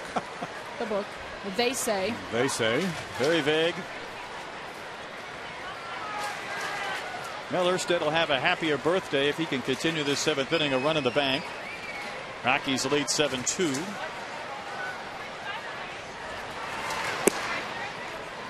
Hamill right now at 90 on that pitch count. Jason Grilli throwing in the Rockies bullpen. Well, it's tough to be patient if you're Darren Erstad right now because his at-bats have been coming one at a time as a pinch hitter. And he's struggling. And so you get your one chance, and you really want to do some damage. And especially Erstad, and that's ball 4. And he just showed very good patience despite all of that. Hamill wants to know where it is. It's the 2nd walk in this game. Bob Apodaca, I can't ballpark the number of visits he's had to the mound in this 4-game series. It might be double figures. He has. He's been very busy. Like Dewey Robinson in spring training, you didn't get to take in the first 3 weeks when the club was 1, 16, and 4. But Dewey needed a golf cart for easy access to the mound because he was out there 4 or 5 times a game. You start to wonder if these guys have an appearance clause in their contract. And that's probably just an opportunity to kind of get his head back where it needs to be and also buy a little time for Grilli out there warming up. Bourne has just the 1 home run, but a long one here would make this a 2-run game. Just a base hit, they'll continue this frame for Tejada and Pence. Michael has one of the 2 Astros RBIs.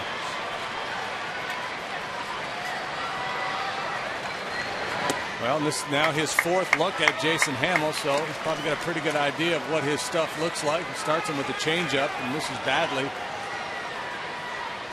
Todd Helton playing behind Erstad, you see there, and Erstad, despite being 35 years of age, still runs pretty well. So whack one into the corner, you probably score 2. Bourne out in front of that changeup, but a play back at second base. Well, nice job there following the bad changeup with a good one. And Brad Ausmus used to talk about that a lot. When he'd call for a certain pitch, if the pitcher missed badly, he'd come right back with it, figuring that was when the pitcher was most likely to make the adjustment, make a quality pitch. With the swing through, Masonette taking an aggressive secondary lead. And ball 2 to Bourne. That's 3 consecutive changeups now. I want to throw in the fastball if they don't have to. Bourne 4 for 6 against Hamill in 2 games. Pitch count approaching triple digits. Scoring from second base with 2 outs has not been an easy thing for Masonette to do. So he's trying to get that extra lead in case Bourne will pick up another hit off this tall right-hander. Bourne showing some patience. Yeah, and Masonette, you know, he's not a speed demon, but he runs well enough. You feel like he should be able to score on most singles with 2 outs because you're moving with the swing. But in this instance, Dave Clark, you're going to be cautious. You want to try to score the run, but you're down 5. So a sharp line drive single, he may throw up a stop sign. Merton somewhat shallow out there in left. 3-1 the count to Bourne.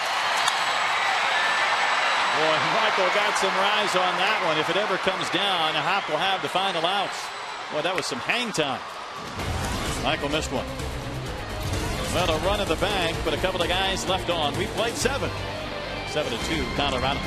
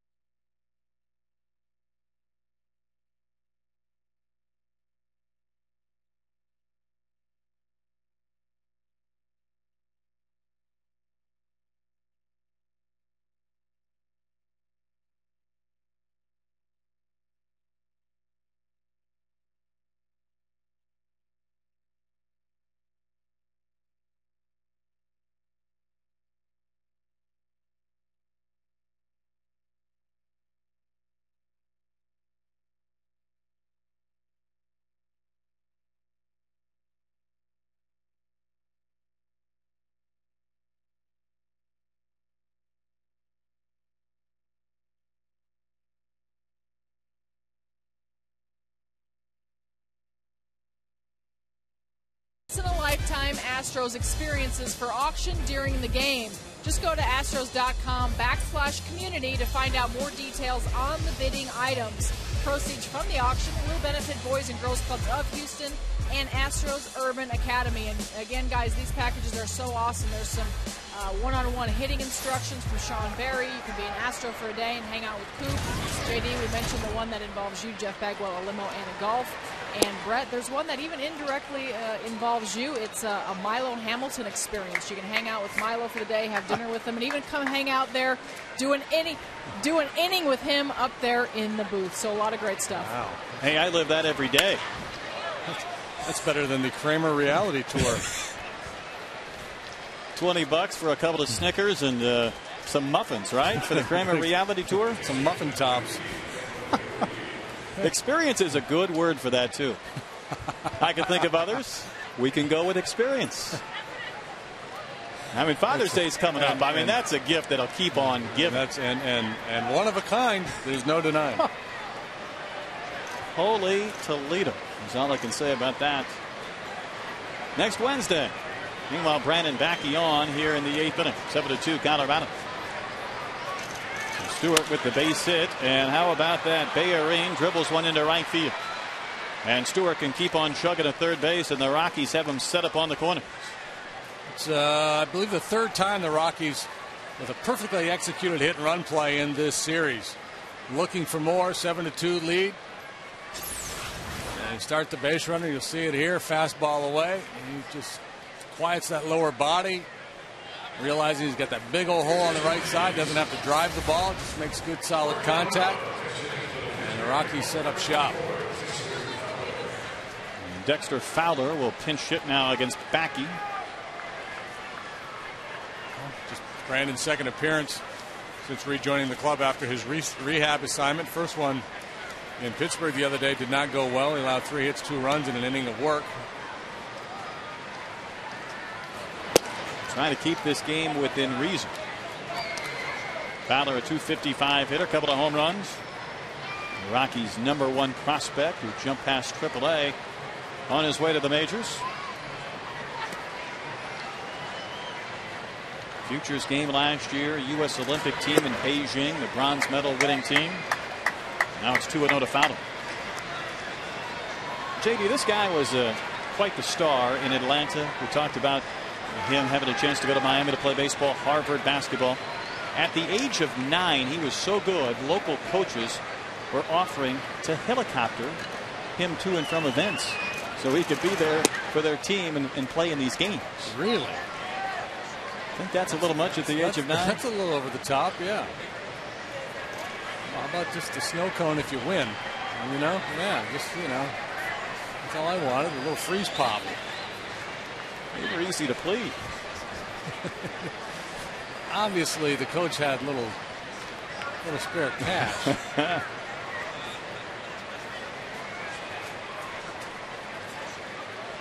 5 stolen bases in a game earlier this year. Ricky Henderson only did that once in his career, so he can run.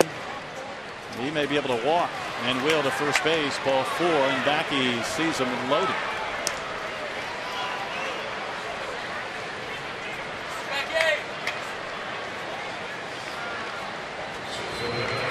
We talked earlier about Russell Ortiz when he was moved out of the rotation, and he wasn't happy about it. Brandon obviously was hoping for a more meaningful role when he rejoined the club than what he's in right now. But really, realistically, the only way to change it is with performance. Spilborgh's a double and a home run. Pretty good slider right there for strike 1.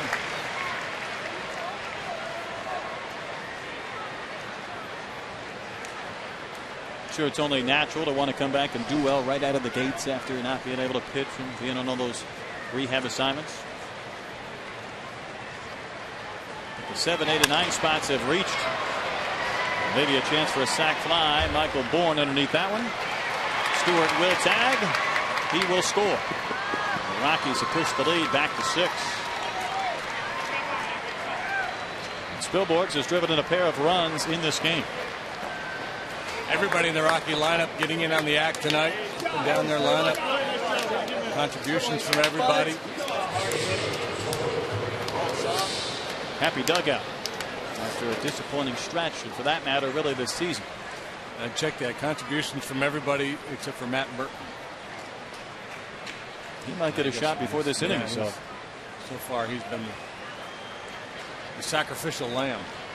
Somebody's got to make the outs. Armas has been retired only one time. Couple of hits and a walk. Well, a couple of years ago, he got off to that great start. Before he tore up his shoulder trying to carry that deer meat up the stairs of his apartment. And been kind of a long road back, and now getting a chance to play on a somewhat regular basis around the infield. Miggy in a slow roller. And he just gets Barnes at first base. 2 gone. Runners move up. Bayerine and Fowler to third and second. And here's Helton coming up. Couple of hits tonight for Todd Helton.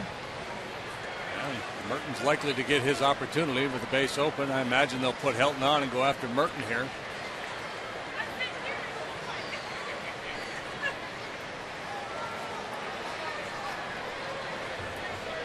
Pudge already has that left hand up there. They'll put Helton on. You know, you can never stop playing. You can never stop managing. It feels like a lost cause. You're down 8-2 in the top half of the 8th inning. But you got to take every advantage you can get. And obviously, you don't want to face Todd Helton with a couple of men in scoring position if you don't have to. Set up that right on right with Backey against Merton. 13 hits tonight for Colorado. Just 4 for Houston. And the Rockies trying to get out of town with a win. And it will be a Pittsburgh Pirate team coming off a sweep of the New York Mets. How about that? To town tomorrow. Yeah, 11-6 are winners today. They make the trade. They send McLeod to Atlanta. Nate McLeod, and they called up the young kid McCutchen, and he's played very well in a couple of games since he's been up. But yeah, Pirates 11-6 winners today. Jackson. Who's that? Jackson. Jackson for the Pirates. Must be a recent call up. Because he got the win, Pelfrey got the loss. So bases loaded for Merton, who struck out 3 times, part of an 0 for 4 evening. Steven Jackson. There you go. Backey fires one way off that outside corner. What did you think of the trade with McLeod? I was a little bit surprised by it. I knew McCutchen was on the cusp, but I thought somebody else would lose playing time, and they've just put McLeod in the corner and put McCutcheon in center field. You know, they had the great outfield last year. Bay, Nady, and McLeod. Now they're all done. Merton's pop-up will drift back into the seats. Boy, the fan, a good effort. He tried to make that catch. And he's getting the condolences now. That's the Vulture.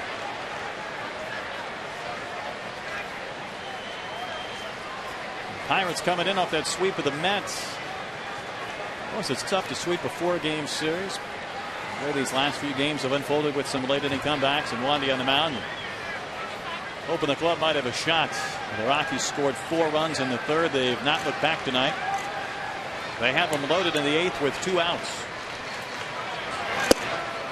Mackey working on the outside corner.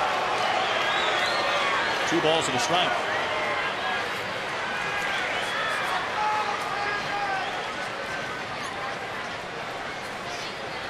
Still activity out there at the Rockies pen. I guess we'll see if Hamill's allowed the chance to finish what he started. We've seen that a few times this season by opposing pitchers. Mackey with the curve, hits strike 2.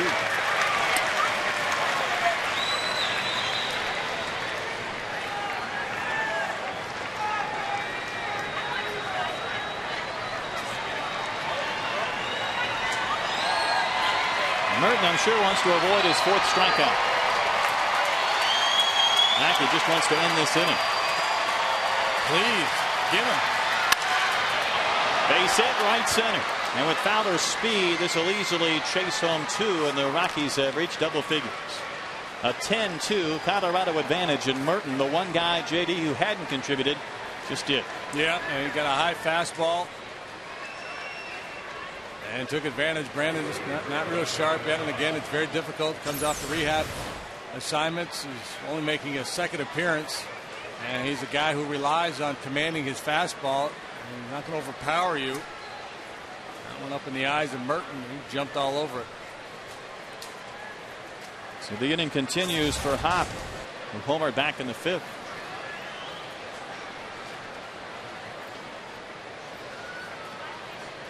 (10-2) Colorado.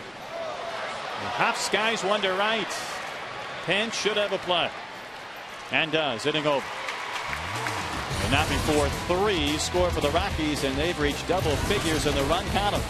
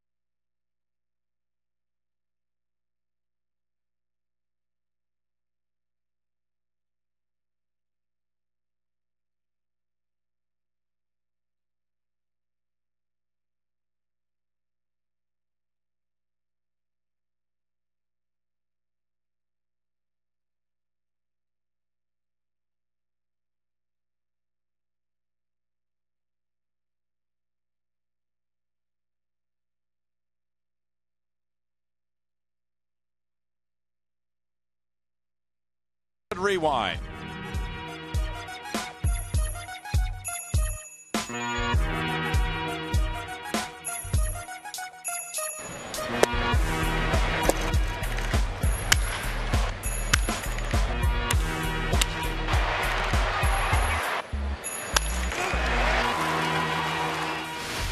AT&T, the nation's fastest 3G network. AT&T, your world delivered. Dexter Fowler stays in to play center field here in the bottom of the 8th inning. That'll move Spilborghs over to left. And also a new Rockies pitcher on here in the bottom of the 8th inning. It's Jason Grilli. Jason Grilli, pretty solid relief pitcher, but struggling of late. In his last 4 appearances, he's allowed 8 runs, seeing his ERA jump from 2.57 to that 5.89 you're looking at now. Had a good arm, reaching mid-90s with his fastball, good power slider. Tejada will lead things off. Maybe the last chance for Miggy to extend that hitting streak to 18 games. He's flied out, he struck out, he's lined to right.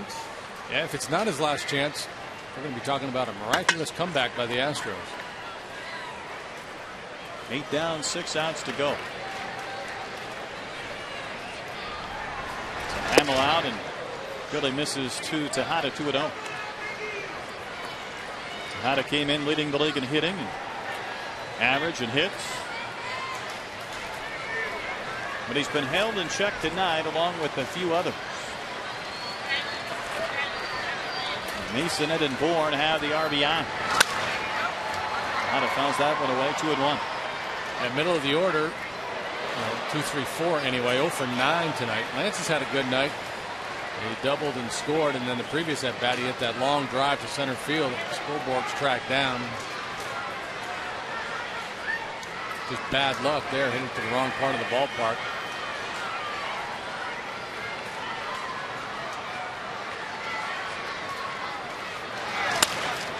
Come back to Grilli. Tejada is 0 for 4. Maybe that hitting streak is over. Let's go down to Patty Smith. Well, follow the Astros on your iPhone and iPod Touch with MLB.com at Bat 2009, featuring play-by-play video highlights and live audio broadcasts. Visit Astros.com on your iPhone or iPod Touch to purchase. And don't forget, MLB All-Star voting has begun. Vote Astros and vote often. JD, I have a little note for you. I'm sitting next to Greg Lucas, receiving his tweets on Twitter, and a guy named Stratmantex says free guitar lessons for JD. He'll have you playing and singing in a week. Of course, that going back to your ambition of being a rock star. Yeah, he'll have me playing and singing all right. It's free. I don't know how you could pass that up. It's hard to say no to that, isn't it? Yeah. Right price, at least. Pence also 0 for 3. Now he's down 0-2. Jason Grilli into this game, JD, and we talked about the 22-inning game that was on this date in 1989 a couple of times. Here's one for you.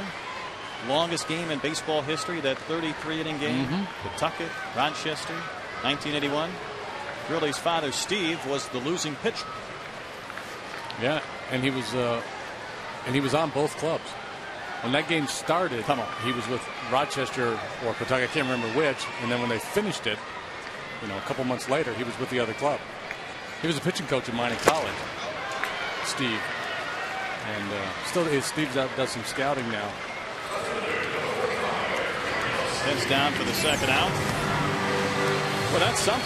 I mean, that's like Manny Ramirez, who thought he was going to be in the World Series for the Dodgers against the Red Sox and get 2 World Series shares. Well, and we could have a similar situation with the Astros in the Nationals with that suspended game. Had those clubs made a trade in the interim, all of a sudden someone that started that game for the Astros could be playing for the Nationals. Ryan Zimmerman, maybe somebody like that. Yeah, let's go ahead and do it. I think it's worth it just for the fun of it. Well, goodness knows they've set their fair share of relievers by the boards. Cost Randy St. Clair's job, the pitching coach. Lee now sees the count, a ball and a strike. That was a tough job for Randy St. Clair this season. Come one, come all, the Nationals were willing to audition and try and find anyone who could help them in that pen. Base hit Carlos Lee. He's 1 for 4 in this game as he singles to center and continues this 8th inning for Berkman. That's a trend that it's been around for a few years now, but back when I played, coaches didn't get fired. When managers get fired, maybe their staff would turn over, but the idea of just firing a coach midstream and not changing managers, that almost never happened. It's fairly common. Somebody's got to take the hit, I guess. Suppose this is about the time of the year where we start to see a little more of that, in addition to some of the trades like the McLeod deal yesterday and the firing of St. Clair. Yeah, about a third of the way through the season, so GMs have had a chance to analyze their club, get a sense for what's working and what's not. Berkman doubled and scored back in the 7th. Astros down by 8, so running out of chances.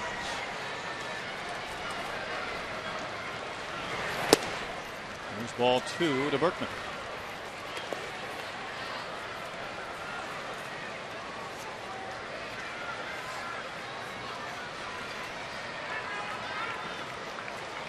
Brewers losing again tonight to the Marlins 4-3. They've had kind of a rough go of it in Miami.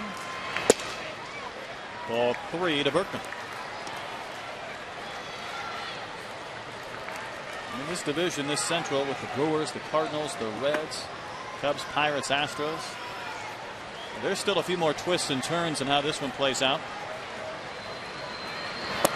Berkman taking that 3-0 pitch, and that's down for a walk. A couple of guys on now against Jason Grilling. Yeah, Grilling talked about his recent struggles. Obviously, he has a good arm. We've seen him at 97 on the gun. That last fastball at 95. His command just a little wobbly here tonight. And the issue for him in some of his recent appearances, 12 walks and 18 in the 3rd inning so far this year. Chance to come in and get some work with the Rockies leading by 8. He's a Seton Hall guy, first-round pick for the Giants. And a little bit of command issues. That's at least now 5 straight that have missed. What was that? Mo Vaughn, John Valentin, a couple of Seton Hall Pirates. Well, Craig Biggio, of course. Rick Cerrone. Pretty productive school there.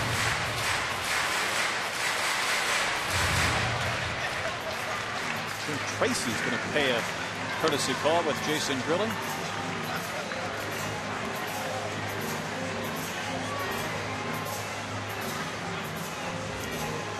Quick conversation from the skipper. At some point there, I think I saw it go right after him.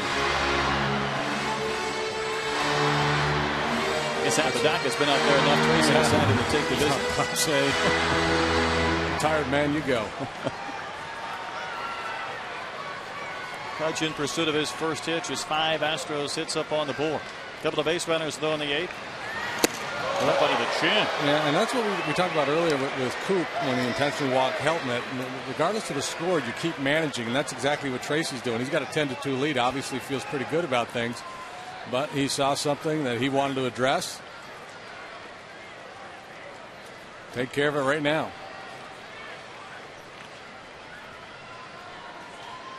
Two and 0.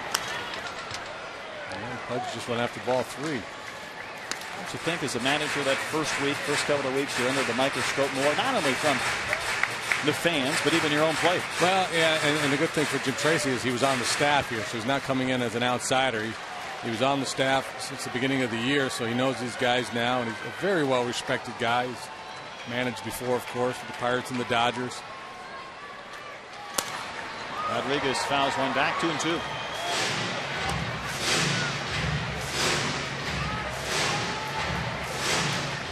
They have some experience on that bench. I think of Don Taylor and Jim Tracy before the firing. Clint Hurdle.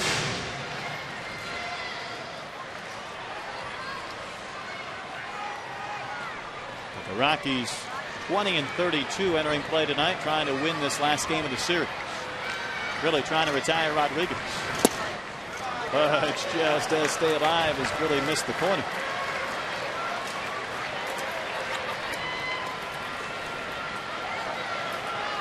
So Liam Berkman will be able to take off early.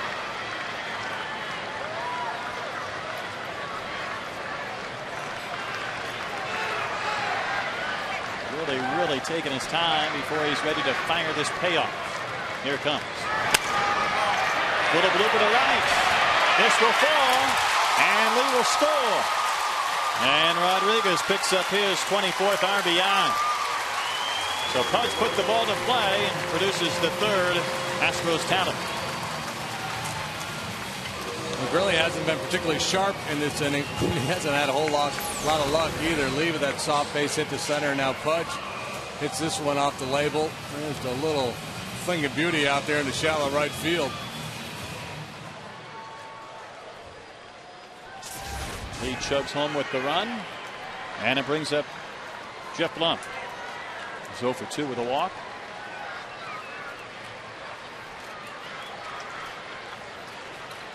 Rockies won the first game of the season series with Houston in a 12-1 victory back on May 12th at Coors Field. Blum takes ball 1. Then the Astros ran off 5 straight wins, and the Rockies trying to cap the season series with a big victory here at Minute Maid Park tonight. Really just trying to labor through this inning. Misses again. There's been activity going in that bullpen. Bayardine maybe buying a little more time and delivers the ball to Grillo. Really just wants to keep going. Make sure the guys get back there and catch. We'll figure this thing out. Embry throwing off and on.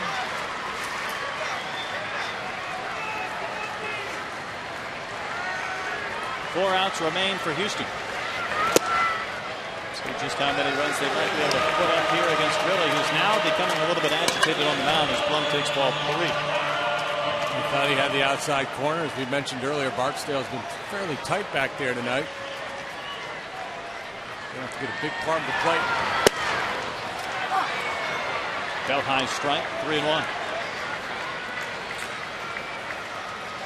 Situation where Grilly's pretty much at the mercy of the situation. He's got a 10-3 lead. And so he's got to be willing to challenge here. And Blum will be sitting dead red.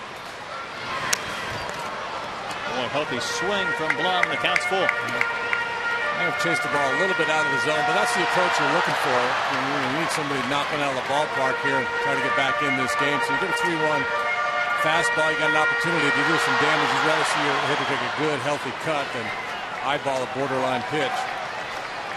Pudge will run from first. Blum a soft, harmless fly that Spilborg's in left. He's got it. And the frame is over. Houston pecks away for a run, but they leave 2 more. We played 8 innings.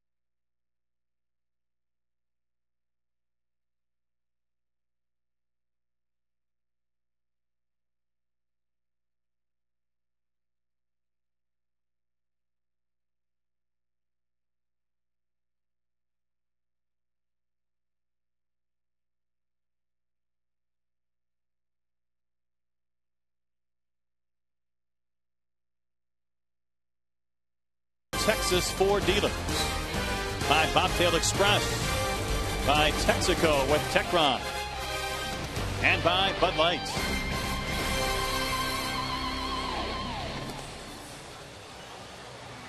It's a 7-run Rockies lead as Backey goes back out there for the 9th. Let's take a look at the Chevis Regal replay. See how regal it is. Oh, it's him. Atkins has gone deep twice tonight, and then he was taken out. Quintanilla came in the game. Stewart slid over to third base. Quintanilla will get his first AB of the night. Aaron Atkins having a miserable year, having a big night. 3 homers in 177 at bats, and then he goes back to back in the 3rd and 5th inning. And you know, as we talk about it all the time in baseball, the numbers generally don't lie, and a guy with Atkins' track record, sooner or later he's going to get it going. As our good buddy J.O. Cruz likes to say, somebody's got to pay.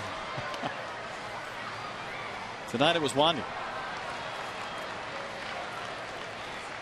So we were talking earlier about this Chris Carpenter fellow for the Cardinals. Complete game tonight. A double complete game, as a matter of fact. He went the distance, as did Aaron Harang. You don't see that very much anymore. 3-1 final. Carpenter's ERA at 0.71. Allowed 3 hits, 1 run, allowed a solo home run, and that was it. Impressive night. Yeah, a couple of the horses in this division. Carpenter now 4-0. Tony La Russa can tweet about that. Oh, wait a minute. Yeah, Tony has sued Twitter because somebody set up a bogus Tony La Russa page. Maybe Greg's got some information on that. He might. Quintanilla finds the glove of Berkman. Leaping grab by Lance.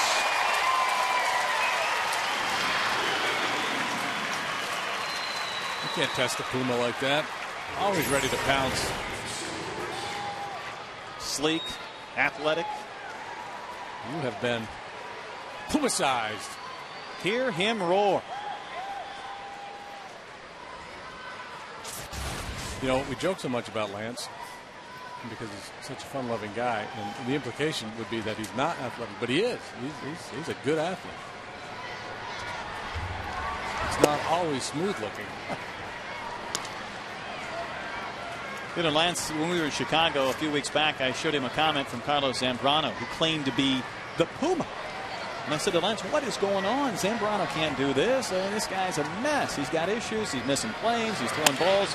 Fadeaway poodles. Live ball to right. Pinch on. Out number 2. Finally retiring Stewart. He said, I'm not the Puma anymore. Until I get my batting average up, I don't know if I could be called is that right? Yeah. the big Puma. Yeah.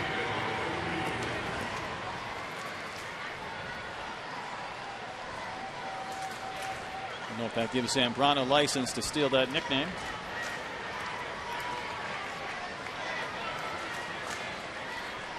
Bayerine was in there tonight throughout, catching Hamill. Drives one to center. This will be easy for Michael. Just gliding back there, and he'll put it away. And back he comes back with a perfect 9th. There's 2 innings tonight. Astros have some work to do. Trailing by 7.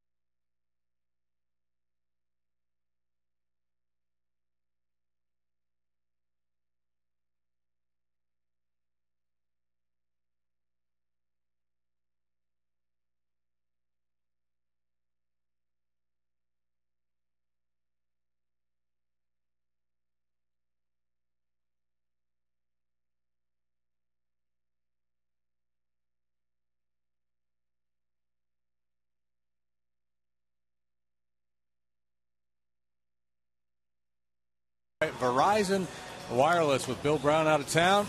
Astros television. No, they went to the right-hander, Brett Dolan, and he has stepped in and performed admirably here this evening despite a 10-3 That's deficit. Right. You gave it your level best, pal. Guess I'm on the hook for that one. Yeah. But, you know, what are you going to do? Losses are painful. You never want to be one up. To be one up by Raymond. Yeah. See, and I keep popping off about my pinch hit appearance. Right. And when Dave said, when I hit for Smitty way back when, you're going to hear it from Raymond for the rest of the year. On the radio side, I don't have to worry about that. So. Yeah, look at him. He's getting ready for that post-game scoreboard show on radio. He's going to break it down, all the scores in the American League. Tampa Bay, Chicago, all the teams that have little interest in this region. I don't know what he's doing. I might be dozing. We could spin through the scoreboard. Alan Embry on here to pitch the ninth for the Rockies. Alan, 39 years of age, came up with Cleveland back in the early 90s. He's pitched a long, long time. My partner on the radio side, not Dave. Motto would say a lot of labels on the suitcase. Labels on the suitcase. Looks like Masonette, maybe Michaels and Bourne here against Embry in the bottom of the ninth inning. That's what we should have done. We like to throw together, a top 10 list and things of that nature every now and then. We should have had you and Dave compile the top 10 Miloisms we could have put up there. I think we could come up with a few. It is the ninth inning. Masonette, who has 2 hits, a run scored, an RBI, takes strike 1 from Embry. Personality like an open grave. Ball missed the lead elbow. What's the one about the torn pocket? I haven't heard that. I haven't heard that one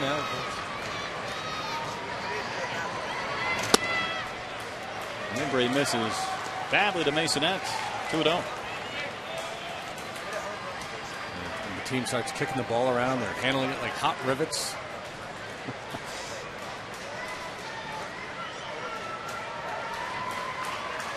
Guessing he's not very happy tonight. 10-3 Rockies lead, bottom of the ninth.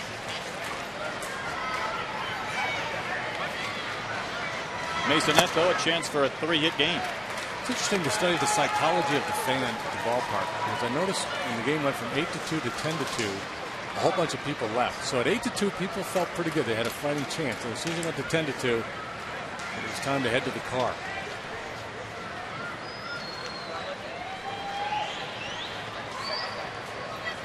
Height handicap, the chances being down 6, but then again the club's done it, come back a couple of nights in a row, but slimmer deficits. Yeah, that's what I mean. It's either way, you're talking about a miraculous comeback. I'll tell you how you handicap it. The number of times a team would come down 6 with 2 at-bats left. 1%? Probably not even. Not even? Not even. Well, you like your chances, yeah, with 7-run cushion. And the Rockies just kept. Not that we're discouraging people to change the channel here. We're only down a touchdown. Bush went across, kicked the extra point, but Masonette retires.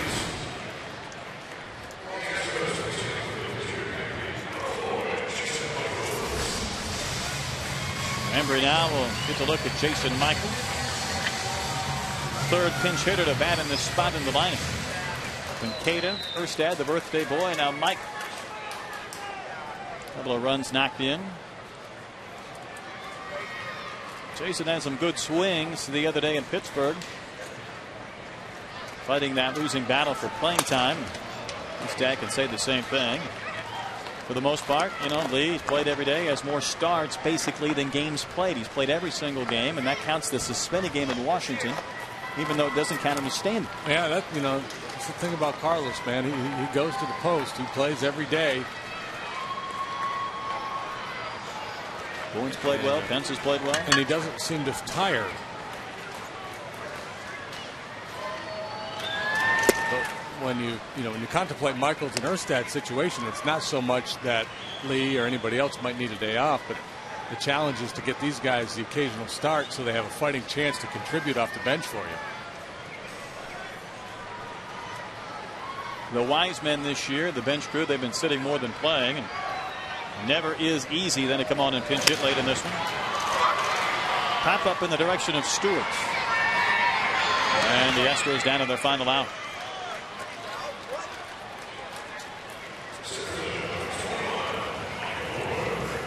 So Bourne the last chance. Michael's driven in one of the 3 Astros runs.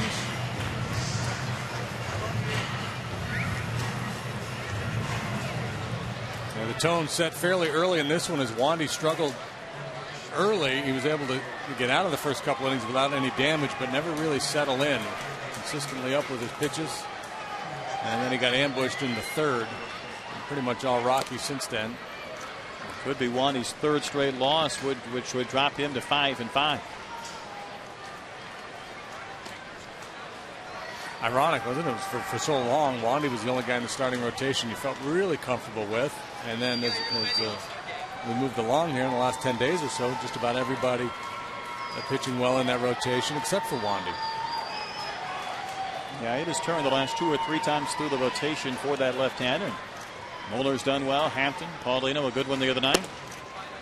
Called it a strike to Bourne. Well, Tejada's on deck. I guess if you want drama, he might like one more shot for that hitting streak. Don't change the channel yet, folks.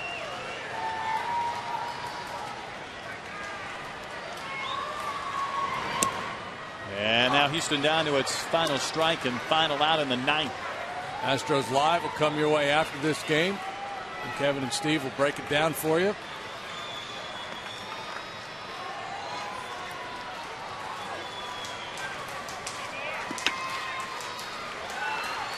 I'll be happy to provide an inane comment or two.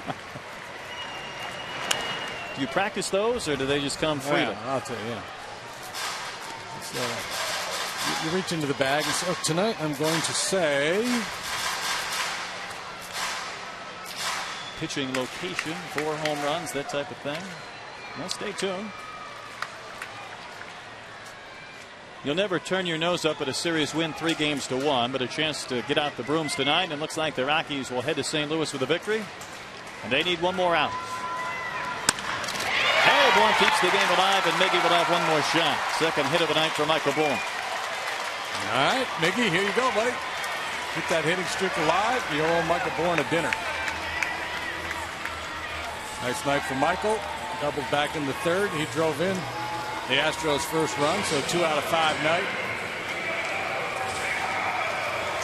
Break down this at bat like it's the game deciding outcome. Tejada 0 for 6 in his career against Embry. He's due. Yeah, got him right where he wants him. Tejada's lined out, he's flied out, he's grounded out, he's struck out.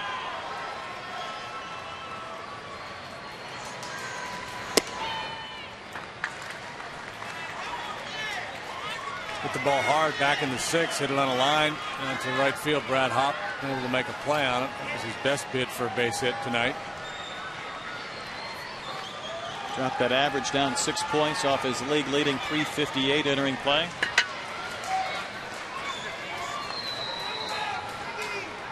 And again, Embry with this 7-run lead. Will likely give him plenty of fastballs to swing at.